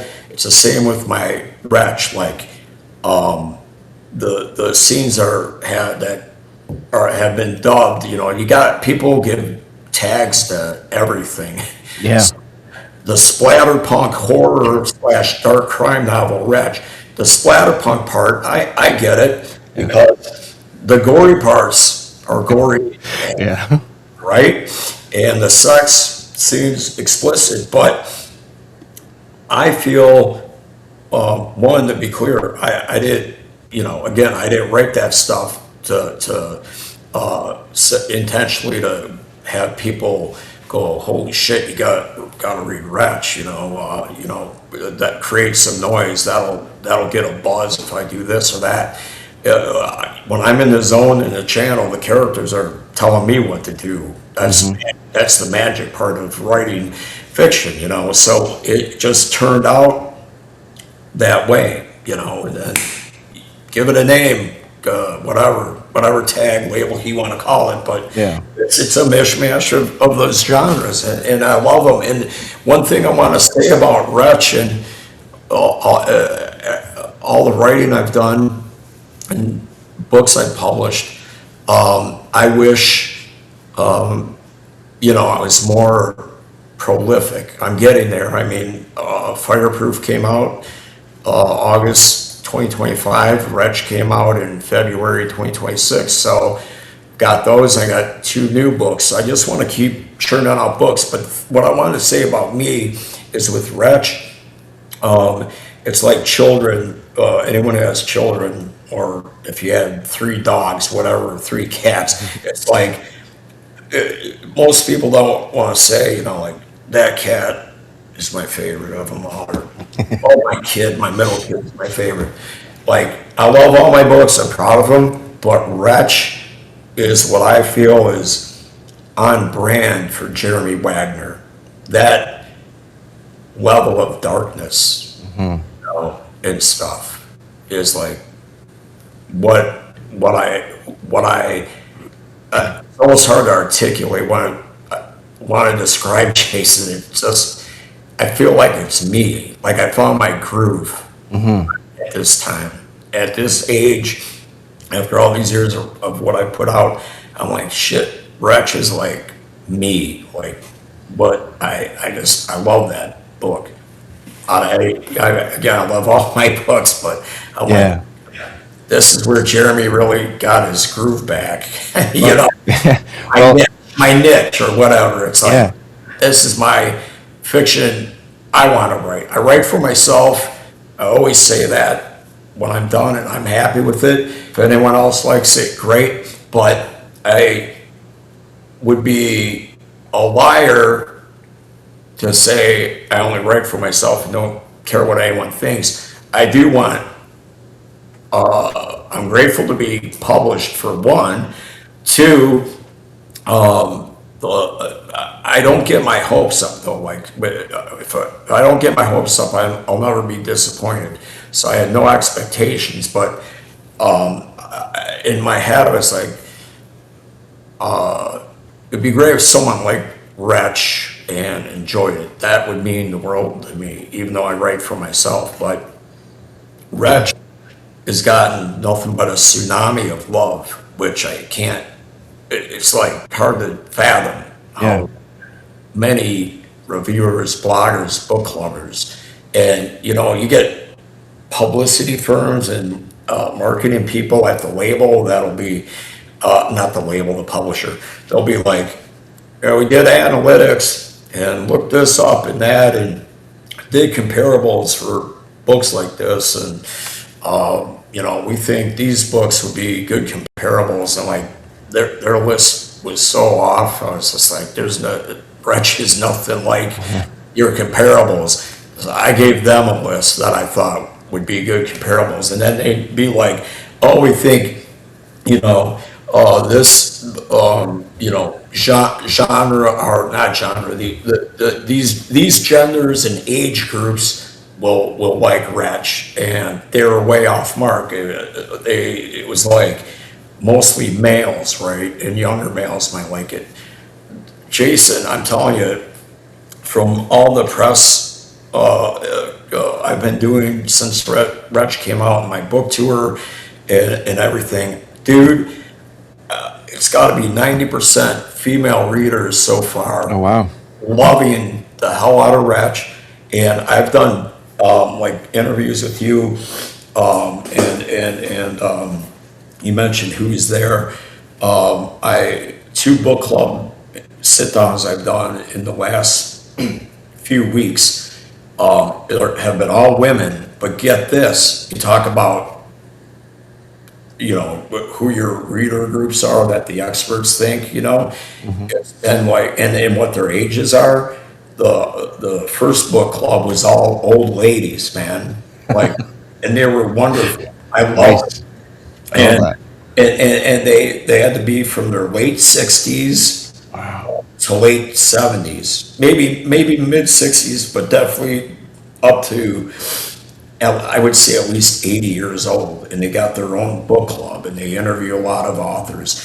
And I didn't know who was in the book club. I just said, like you, Jason, I never met you before. I knew I'd do this interview. I got a little backstory on what you're about and what your podcast and what you're into. Same with the book club, but no one told me, you know, who all 10 or 12 of these ladies were. And I sit down and I see, wow, you know, like one woman I'll never forget. She looked kind of like Betty White, with, you know, white hair, same hairstyle, horn glasses with, you know, like a thing on the glasses going around the neck, and and I'm like, holy shit, did they really read Wretch, or the publicist too, you know, like trying to just say we're keeping you busy and we're doing our job, but no, they all read Wretch, and they're the ones who actually did the invitation to the future of agency. to say, hey, we'd like to have Jeremy Wagner join our book club. Nice. That's the other thing that blew me away, Jason, aside from reviews that make my day. I don't always read reviews. I learned that being in Broken Hope at a young age. Like, I'd read a bad review, I'd be like, what? What the fuck? This journalist doesn't know shit. Fuck him. You know? But I, grew up and have a thick skin, so I don't care. But these women, like, really read the book. That's why they have a book club, And the last one I did was last week, and it was a younger group of women, and it was the We Tried Book Club, and they're real book enthusiasts and horror. It's all dark fiction horror, and they know their stuff, and they love the Wretch, and that was super fun. But back to the other book club with the old lady, I'll never forget. Towards the end of the interview, the one lady who I said, I figured she's got to be in her 80s, 80 or at least, remind me of Betty White. I'll never forget, because I'm talking to him, and in my head I'm like, I'm going to see if they really, read Wretch. We'll see what they say. And then the more they ask questions and talk, I could tell they really read Wretch. And at the end of the interview, that one lady, I'll never forget, she's like, I just want to tell you that my favorite character was Tico, the meat grinder tortilla. And I was like, I'm like, I love you. Oh my God. It was, I love you, Grandma. You made my day. You love Tico, the meat grinder tortilla. Yeah. So that goes to prove you can do all the marketing and analytics and data and shit in the world, and marketing is, I believe in marketing and ads and stuff, placement's important and whatnot, but I just don't think you can just read a book and go, only a certain class of people of this age and everything is gonna like it. Because that is probably one of the biggest surprises of Wretch. My first one was the love I've been getting for it, which I figured, it's like the Bowels of Repugnance, right? Album, I'm like, you read the lyrics and shit, and don't, the guttural vocals, like, we'll see how this goes. But that's how Wretch was for me. I'm like, all right, we'll see how this goes. And that, the surprise of the love I got from the reviewers, to the blurbs, to being picked book of the month, at least 4 or 5 times since it came out, to these book clubs. You're talking such a diverse amount of variety of readers, of all ages, all genders, all colors, everything. It's just friggin' great, man. And I don't know what, computer or shit in the world could ever tell you that only this type of person's gonna like a book like Wretch. Yeah. That makes me really happy. That's true, though. Like, it's got a little something for everyone. I am a little surprised about the old lady book club. You've got to wonder what they thought of that. I'm never gonna forget her, man. I'll tell you that. Did they there's one scene in this book that made me almost put it down. I was like, oh my God, I can't do this. And I think you might know what I'm talking about. It involves a prostitute and a...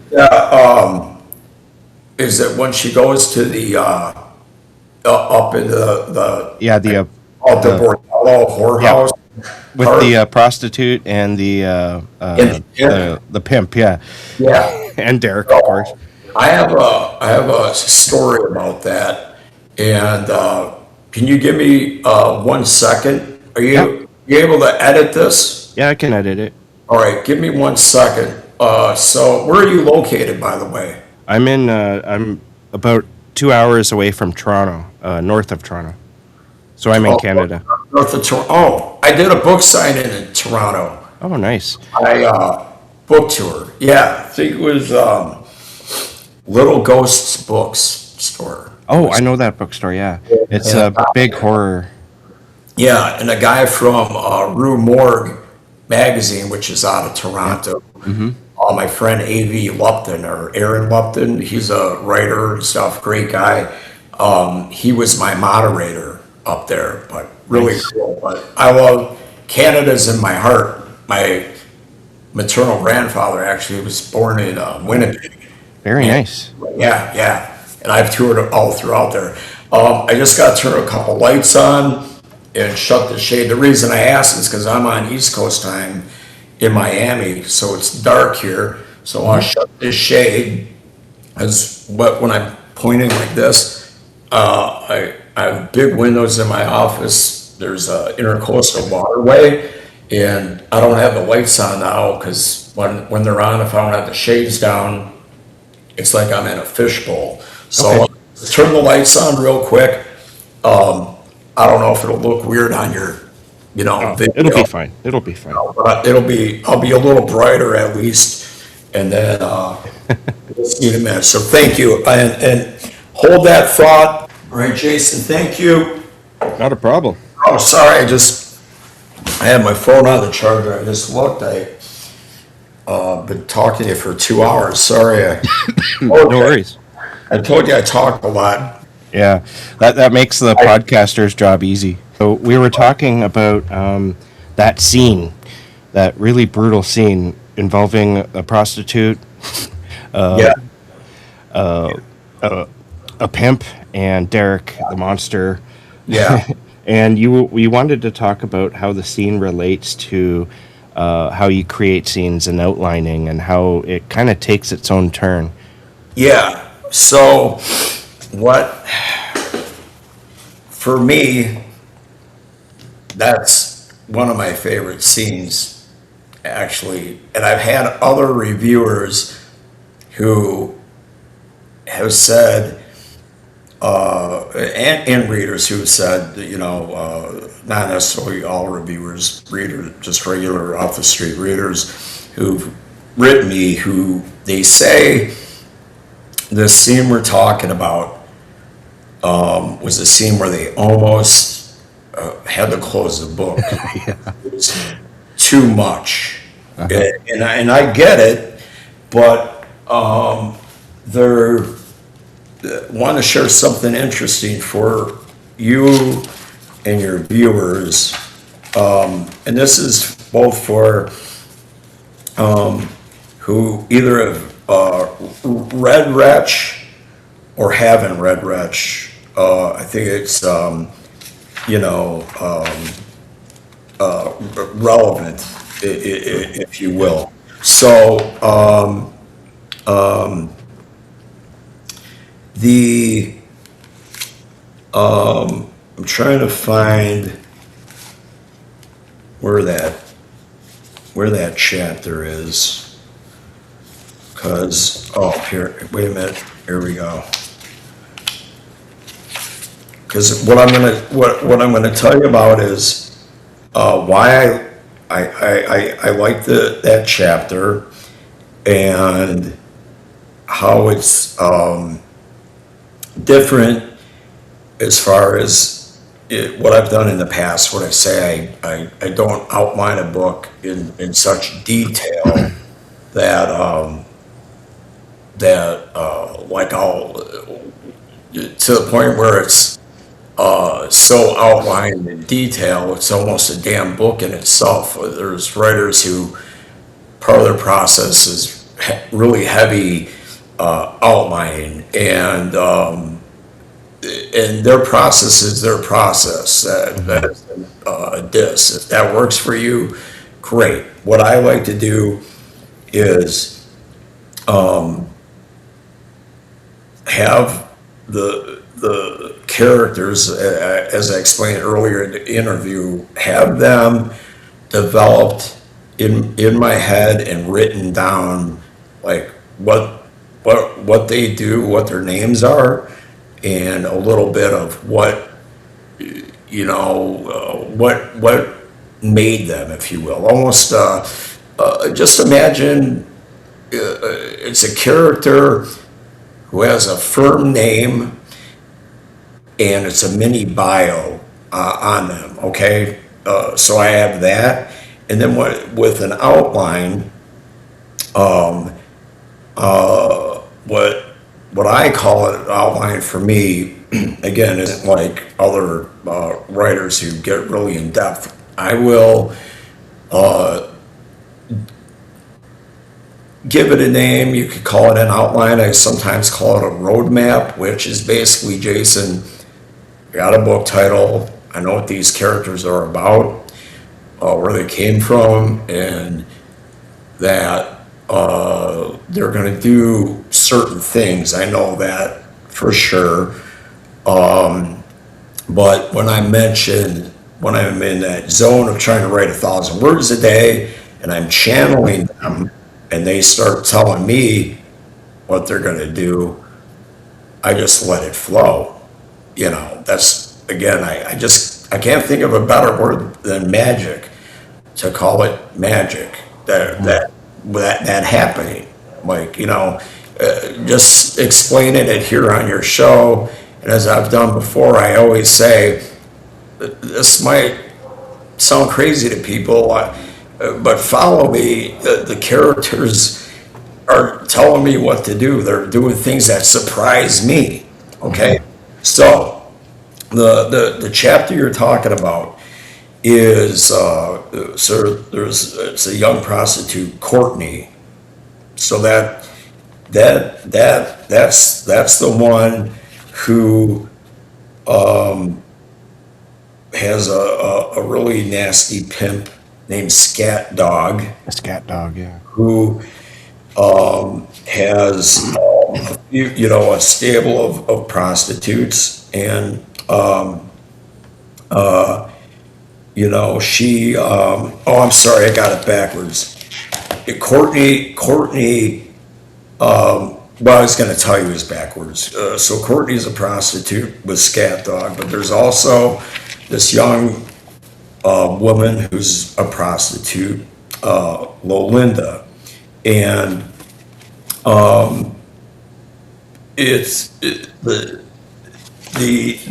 the thing I like when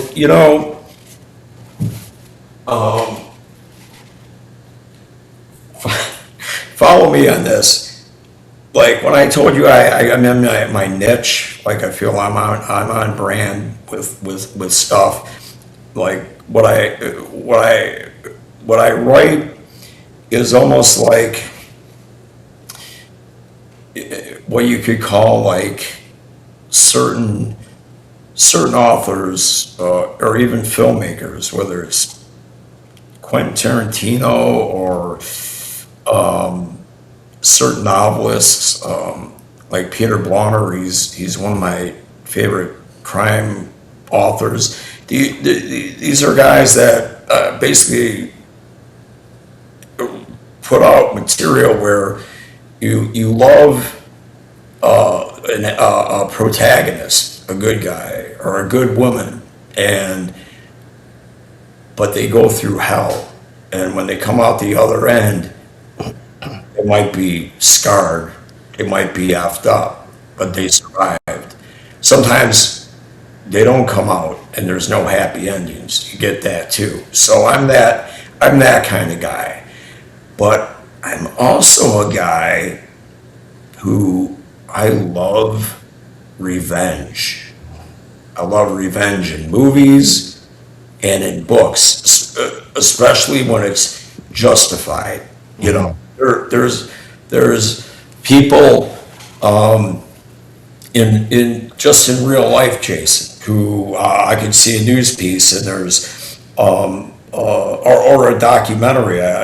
Here's a good example. Again, these are analogies, but when I say I love revenge, or I wish revenge on a real bad person. I just watched a 4-part series on this false prophet on Netflix, and you get these guys who either manipulate another person and just do horrific things to them, or their children. So, I mean, everyone from like that guy, there's the false prophet who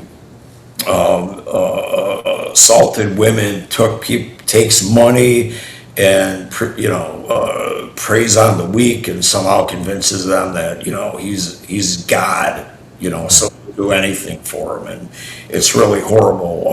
Or you're just garden variety, asshole criminal who kills a storekeeper or a jogger in a park or whatever. I'll read these things and I'll be like, legitimately, like, I would like to take that guy, that whole 5 minutes alone mentality.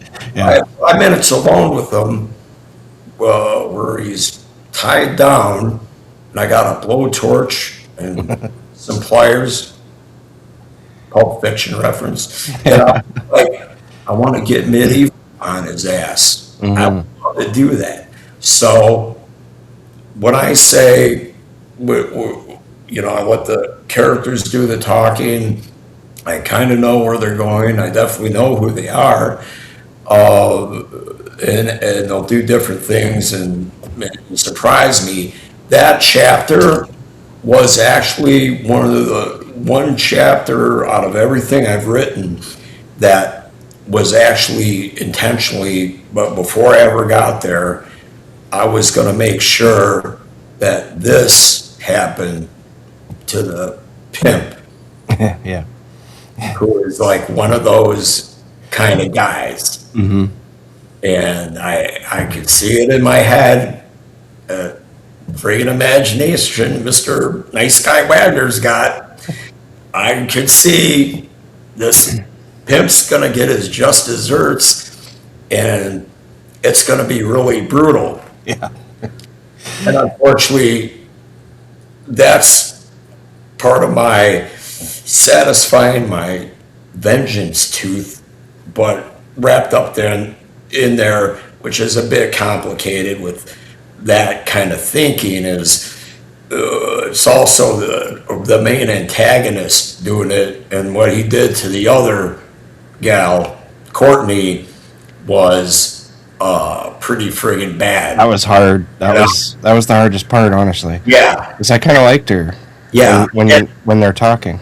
Me too. And when I do any kind of book, one thing I mention in interviews is, with fiction, as a fiction writer, fiction writers have liberties. It's made up. So if you're writing about a cop, but you don't know jack shit about being a cop, you could write whatever you want, and people might not catch it, but someone might. A real police officer could read and go, this asshole doesn't know what he's talking about. Cop wouldn't do that or this. So everything from my first book, the Armageddon Chord, to where I'm at now with Wretch, every book I've done research on. And for Donnie Lynch, the detective, I got with a real veteran Chicago police detective. Yeah. Bonus. He was with the CPD, Chicago Police Department, 38 years, and he started out as beat cop, and he became everything from,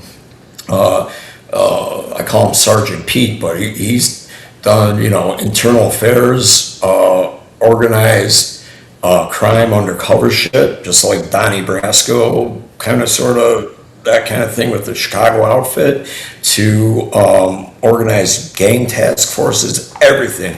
And he was a real awesome consultant, because I spent 8 hours with him recording questions, asking him every single thing about where he started and what he did and what it's like, and what's it like now being a cop in the CPD, a police officer, a detective. And I even went so far as like boots on the ground in the parts of Chicago no one wants to go to, where there are characters like street people, Yeah.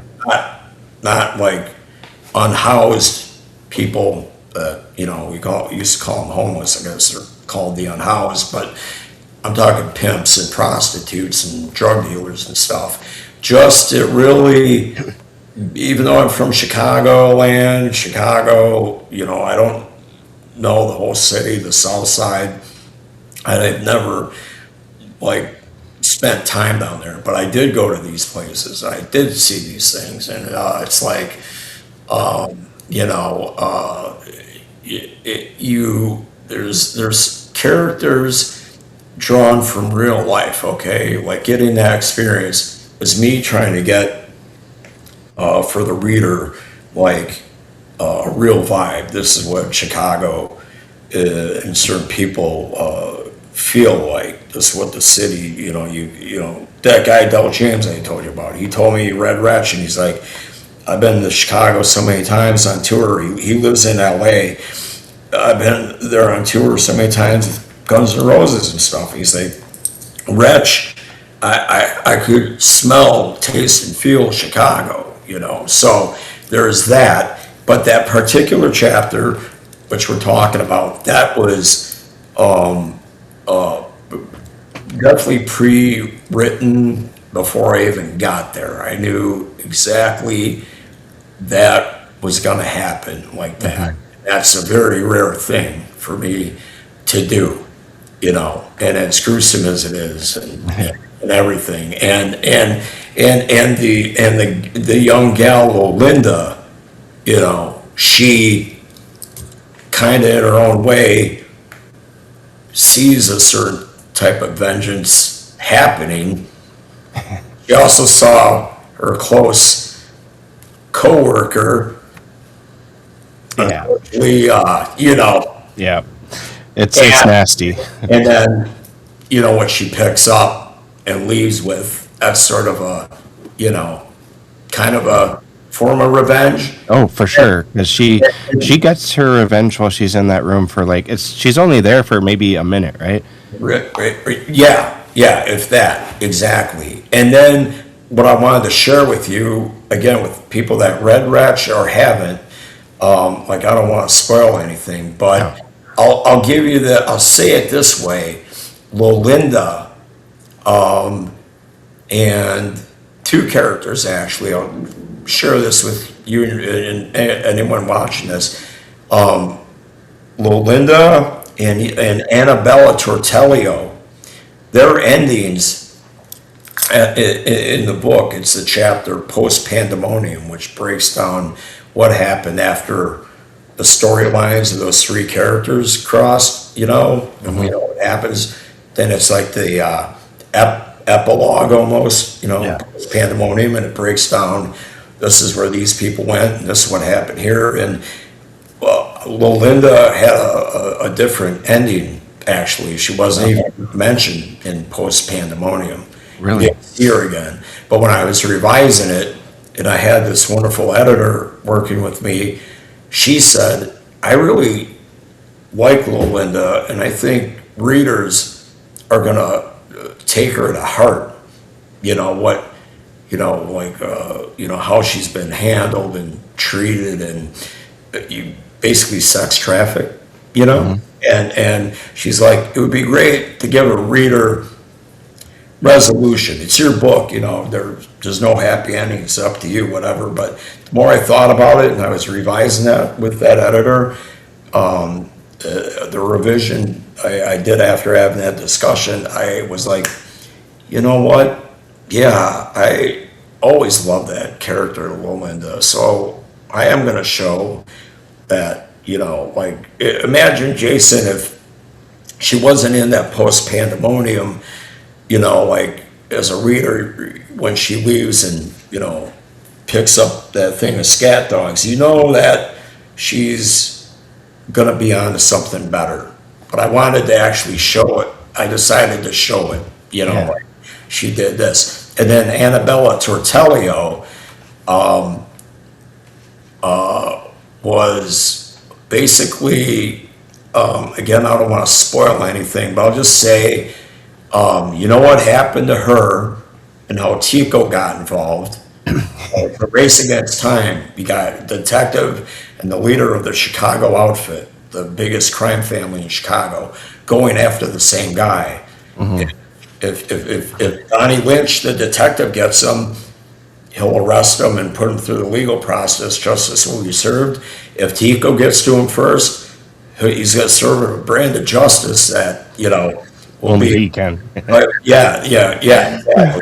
So, Annabella Tortellio, you know what happened to her. I know what happened to her. And in that post-pandemonium part, with my, again, effed up imagination earlier on, I'm like, in that part, it'll be like, oh, she actually got knocked up and had this, Oh, yeah. that changed. And you know what? What's funny is, how I always say I write for myself, and, I could have kept that in there, but that same editor said, like,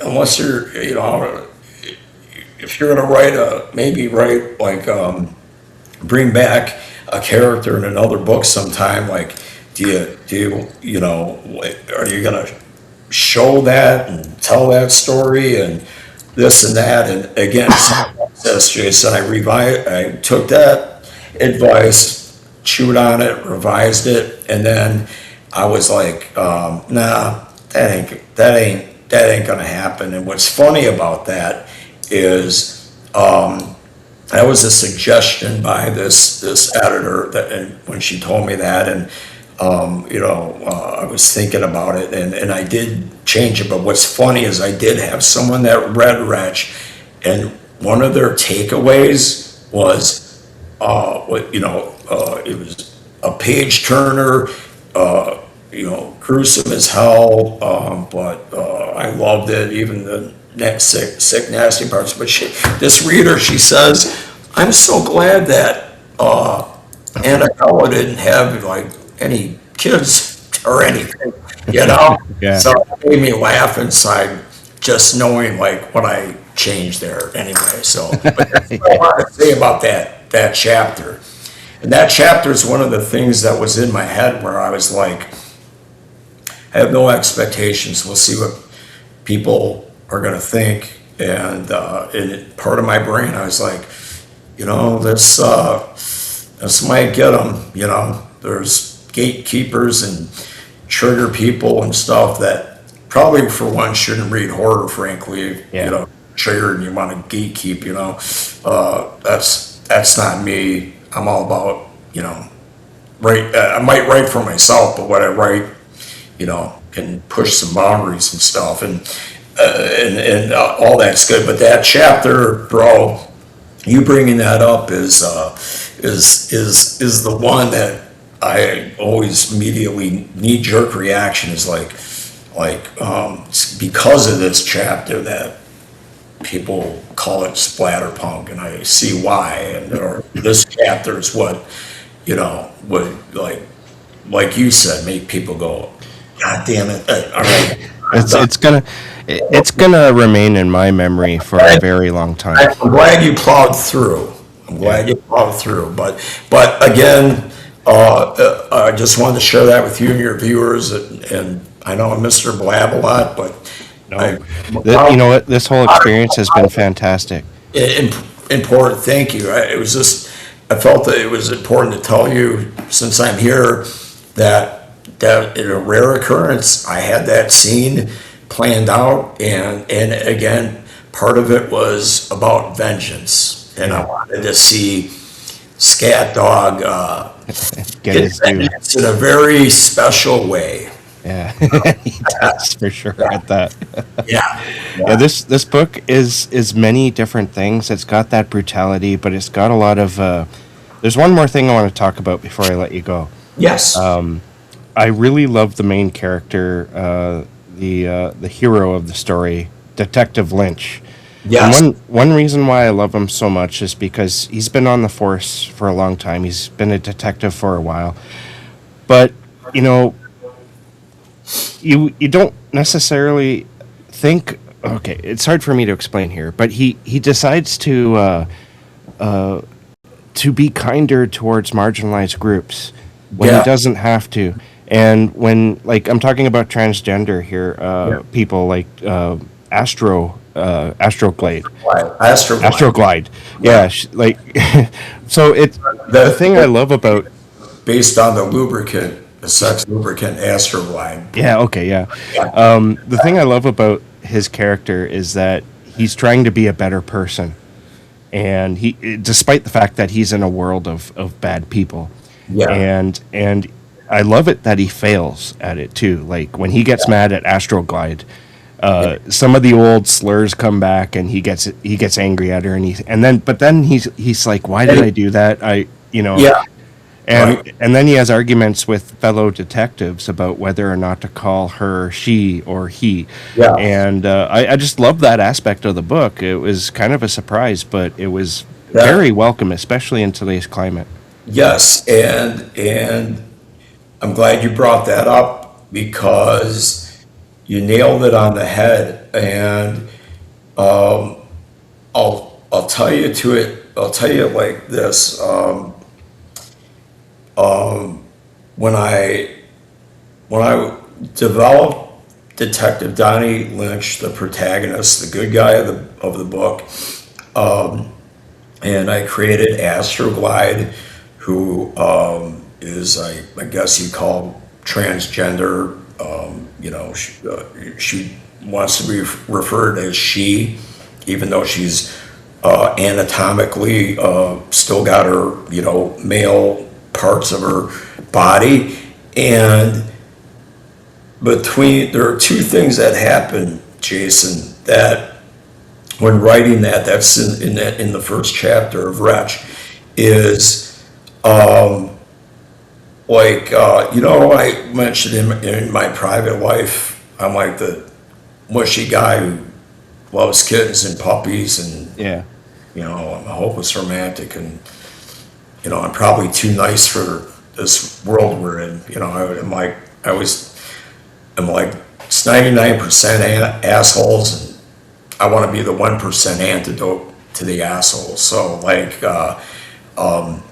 have friends who identify differently, and my wife and I support this great organization called the Trevor Project, which is for at-risk youths who are LGBTQ plus, and they have a 24-hour hotline. It's almost like for crisis, because young people who I identify a certain way get bullied, picked on, and it's like you said, this climate we're in, there's just horrible humans that can't accept anybody for who they are. Yeah. Love is love. If you're a guy and you love another man, that's your business. Love rule. Yeah. If you're a woman and you love a woman, and let love rule. And if you're born with sort of set of parts in your undercarriage that you want to change, that's your choice, and go for it.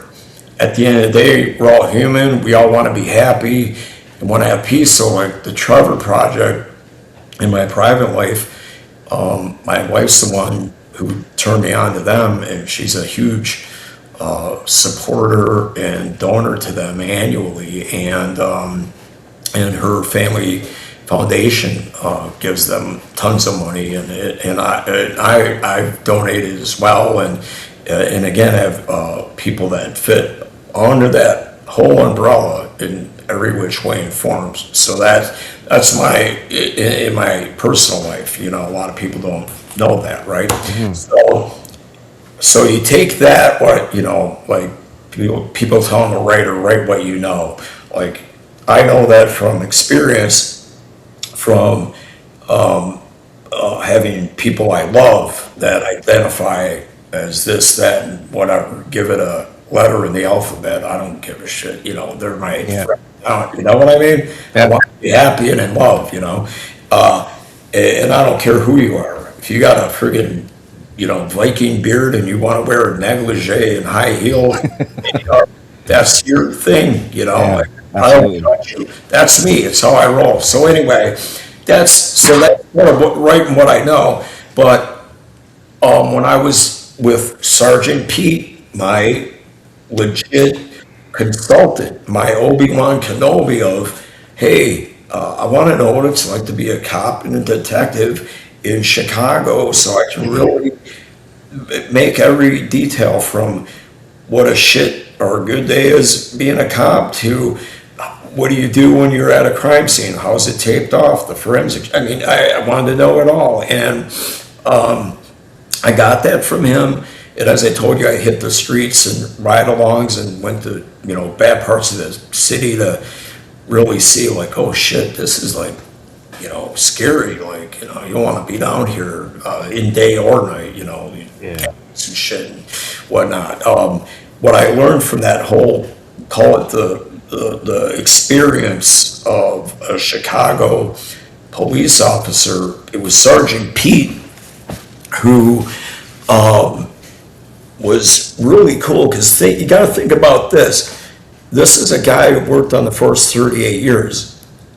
I'm interviewing him. He's like 80 something by the, or whatever. And he is one part old school, for sure, Chicago, friggin' what Chicago, like, cop and attitude is. And then on the other hand, even at his age and everything, and even though he's retired, he's got a progressive attitude. And we got in this whole conversation when I was interviewing him that what I wanted to know, it started with him telling me back in the 70s. This guy's like 6 feet tall, and when he did undercover work as a prostitute. Imagine a guy 6 foot tall, big. He had a handlebar cop mustache and a like, I don't know what they call it, like a white guy with a fro, but like Yeah. he's Greek, but he had this afro. So like his boss, whatever, the captain, what chief, whatever precinct he was in at the time, said, your new assignment, you're going to sting. We're going to get Johns picking up prostitutes at this area, and you're going to pose as a prostitute. He's like, what? Look at the size of me. What the fuck? They're like, cut your hair, get rid of that mustache. You're going to be putting on makeup and stuff. So he's like, I was on the street working the shit with, high heels and nylons and shit. And he's like, guys were pulling over left and right. Hey, how much? And boom, they busted him, right? So with that started my conversation of, hey, tell me about this. What's their attitude towards LGBTQ community, or plus community? And at the time we had a mayor who was gay. She was lesbian, Chicago mayor. Can't remember her name, but he was actually friends with her, actually. And he had told me when I opened up that can of worms, he's like, dude, the whole police department, they got him. Every cop coming in, and the ones coming in from police academies or whatever to old schoolers have to go through sensitivity training and have to treat people that identify as this, that, or other as human beings. You don't use slurs. You don't treat them like they're a piece of dirt. These are humans. You got to always remember what's the slogan? To serve and protect. We're all human. And that was a really great thing to hear that the police department was doing with sensitivity training, especially specific to that group of marginalized people. And I thought, I'm going to weave that in and make Detective Lynch this progressive thinking guy who's trying to adhere to it, and people around him, his peers, cops, to his peers on his level that are detectives. There's a line in there where he's thinking to himself, like, it's going to take 1,000 years for the CPD to, stop being crass and treating these people, like calling them names and all that shit. So I just thought, like I said, it was, again, I want to contradict myself when I say, like, when I start writing, characters start doing stuff and telling me what to do. I had that idea thanks to Sergeant Pete and thanks to my own real life experience. And that was one thing I intentionally thought I gotta weave that in, but how? But thankfully, it was Detective Lynch told me how. If you that makes sense. And I've gotten that. It makes me happy, Jason, because you're one of only a handful who mentioned that to me. Like, hey, I thought that was really cool that you showed, like you said, Jason, this climate we're in. Yeah. A detective like that who's really trying to be progressive and sensitive, and he already had that kind of attitude, but he really wanted to enforce it, and he's trying to adhere to it himself more. That's why he tells that younger cop, like, come on, man, we can do better. You don't call that person that's shitty and blah, blah, blah, So, I'm glad you mentioned that, because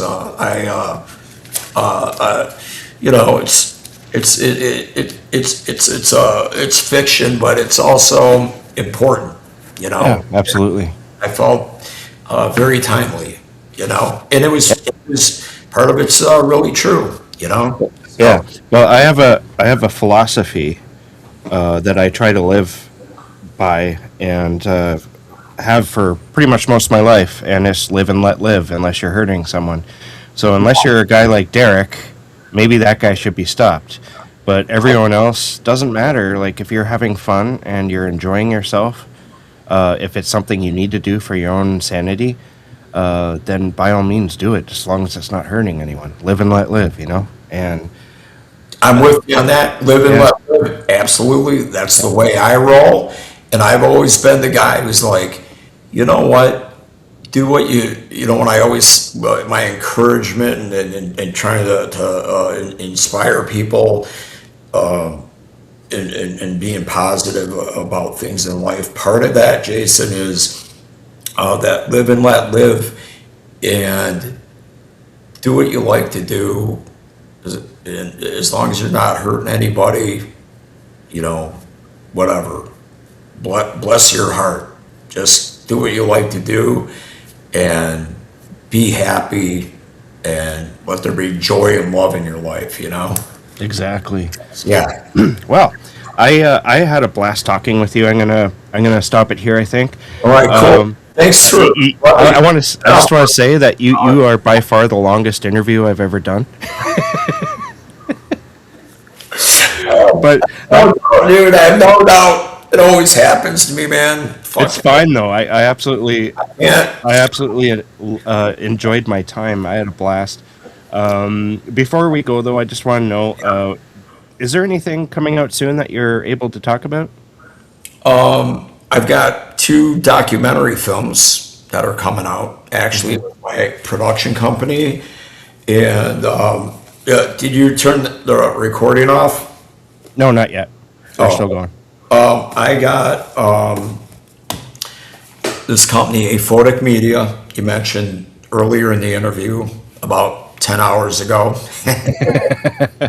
And we've been around about 7 years, and a lot of people like publicly don't know much about Aphotic Media. In the film industry, we're like this indie filmmaking animal that has done work for actually other production companies. We built the company. My partner Frankie Nasso and I built the company to write and create our own documentaries or movies that I would write, produce, and finance, and we're going to do it ourselves, sort of like with the old like philosophy, attitude of Francis Ford Coppola and E-Trope Studios. He'd be like independent group of people that they're making what they want. And a lot of people that make movies that want to do what they want. They also need investors and stuff. But so far, Frankie and I have been very fortunate. We've been doing it ourselves. And we, again, when I say the people in the industry knows our company, we've been really fortunate where we've had some bigger companies come to us saying, we like say that the head of this network or studio wants her writers to create a series that's dark and effed up, but the writers are like have been always writing comedies or dramas or dramedies, and they're like, we don't want to write that stuff. So like we've had people like that come to us and go, we'll give you this much money if you can create an original series with this idea. And like I said, Jason, I only do what I want. You can't, buy my integrity or interest, right? I got to be into it. So ideas that have come our way that I really liked and am into have really helped. And really, if they're ever seen, we'll find out. I just wrote them, like, say it's a TV series. In one of these cases, I wrote the pilot episode script, and then I developed the other. It was like going to be a 10 episode limited series, and I wrote an overview of all the other episodes and sold that. And then I wrote a script for a biopic that someone got the rights to a book of some rock star, and I wrote the script for that. What was cool about the experience with Aphotic, just like writing Fireproof, Memoir of a Chef, that memoir for Chef Curtis Duffy, these are things like writing a script and writing a memoir give me new muscles, if you will, to develop with my writing skills. Like my writing skills broaden, because it's not like writing a novel or a short story. You got a certain format, you got to do things a certain way. And so that's been great on that level.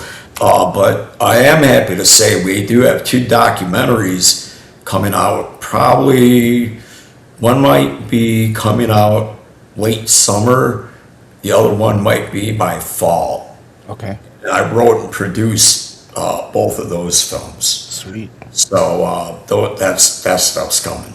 And then other than that, I'm working on two books that are in works in progress, if you will. Awesome. And doing that whole flip-floppy thing I told you. Yeah. Draft of one, I'll go to the other, finish that draft, go back to it. So more coming from Jeremy Wagner. Awesome. Like my email.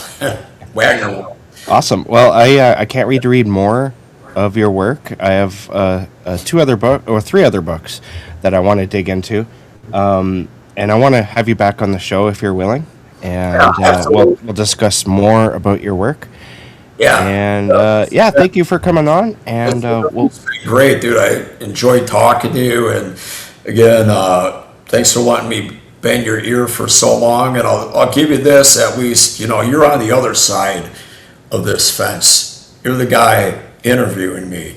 Mm-hmm. I've been doing press for a long time, since the old Broken Hope days till now, and I've learned that, and I've seen and read plenty of interviews, and you've read people in a magazine interviewed or on a podcast like this, and you'll get either some people that act like they're bored as hell, not interested, and give you short answers and not a lot of content, and then you get guys like me who'll give you way more content than you might not have expected, So I've been told I give great interview by journalists, so I always take that as a compliment. But I just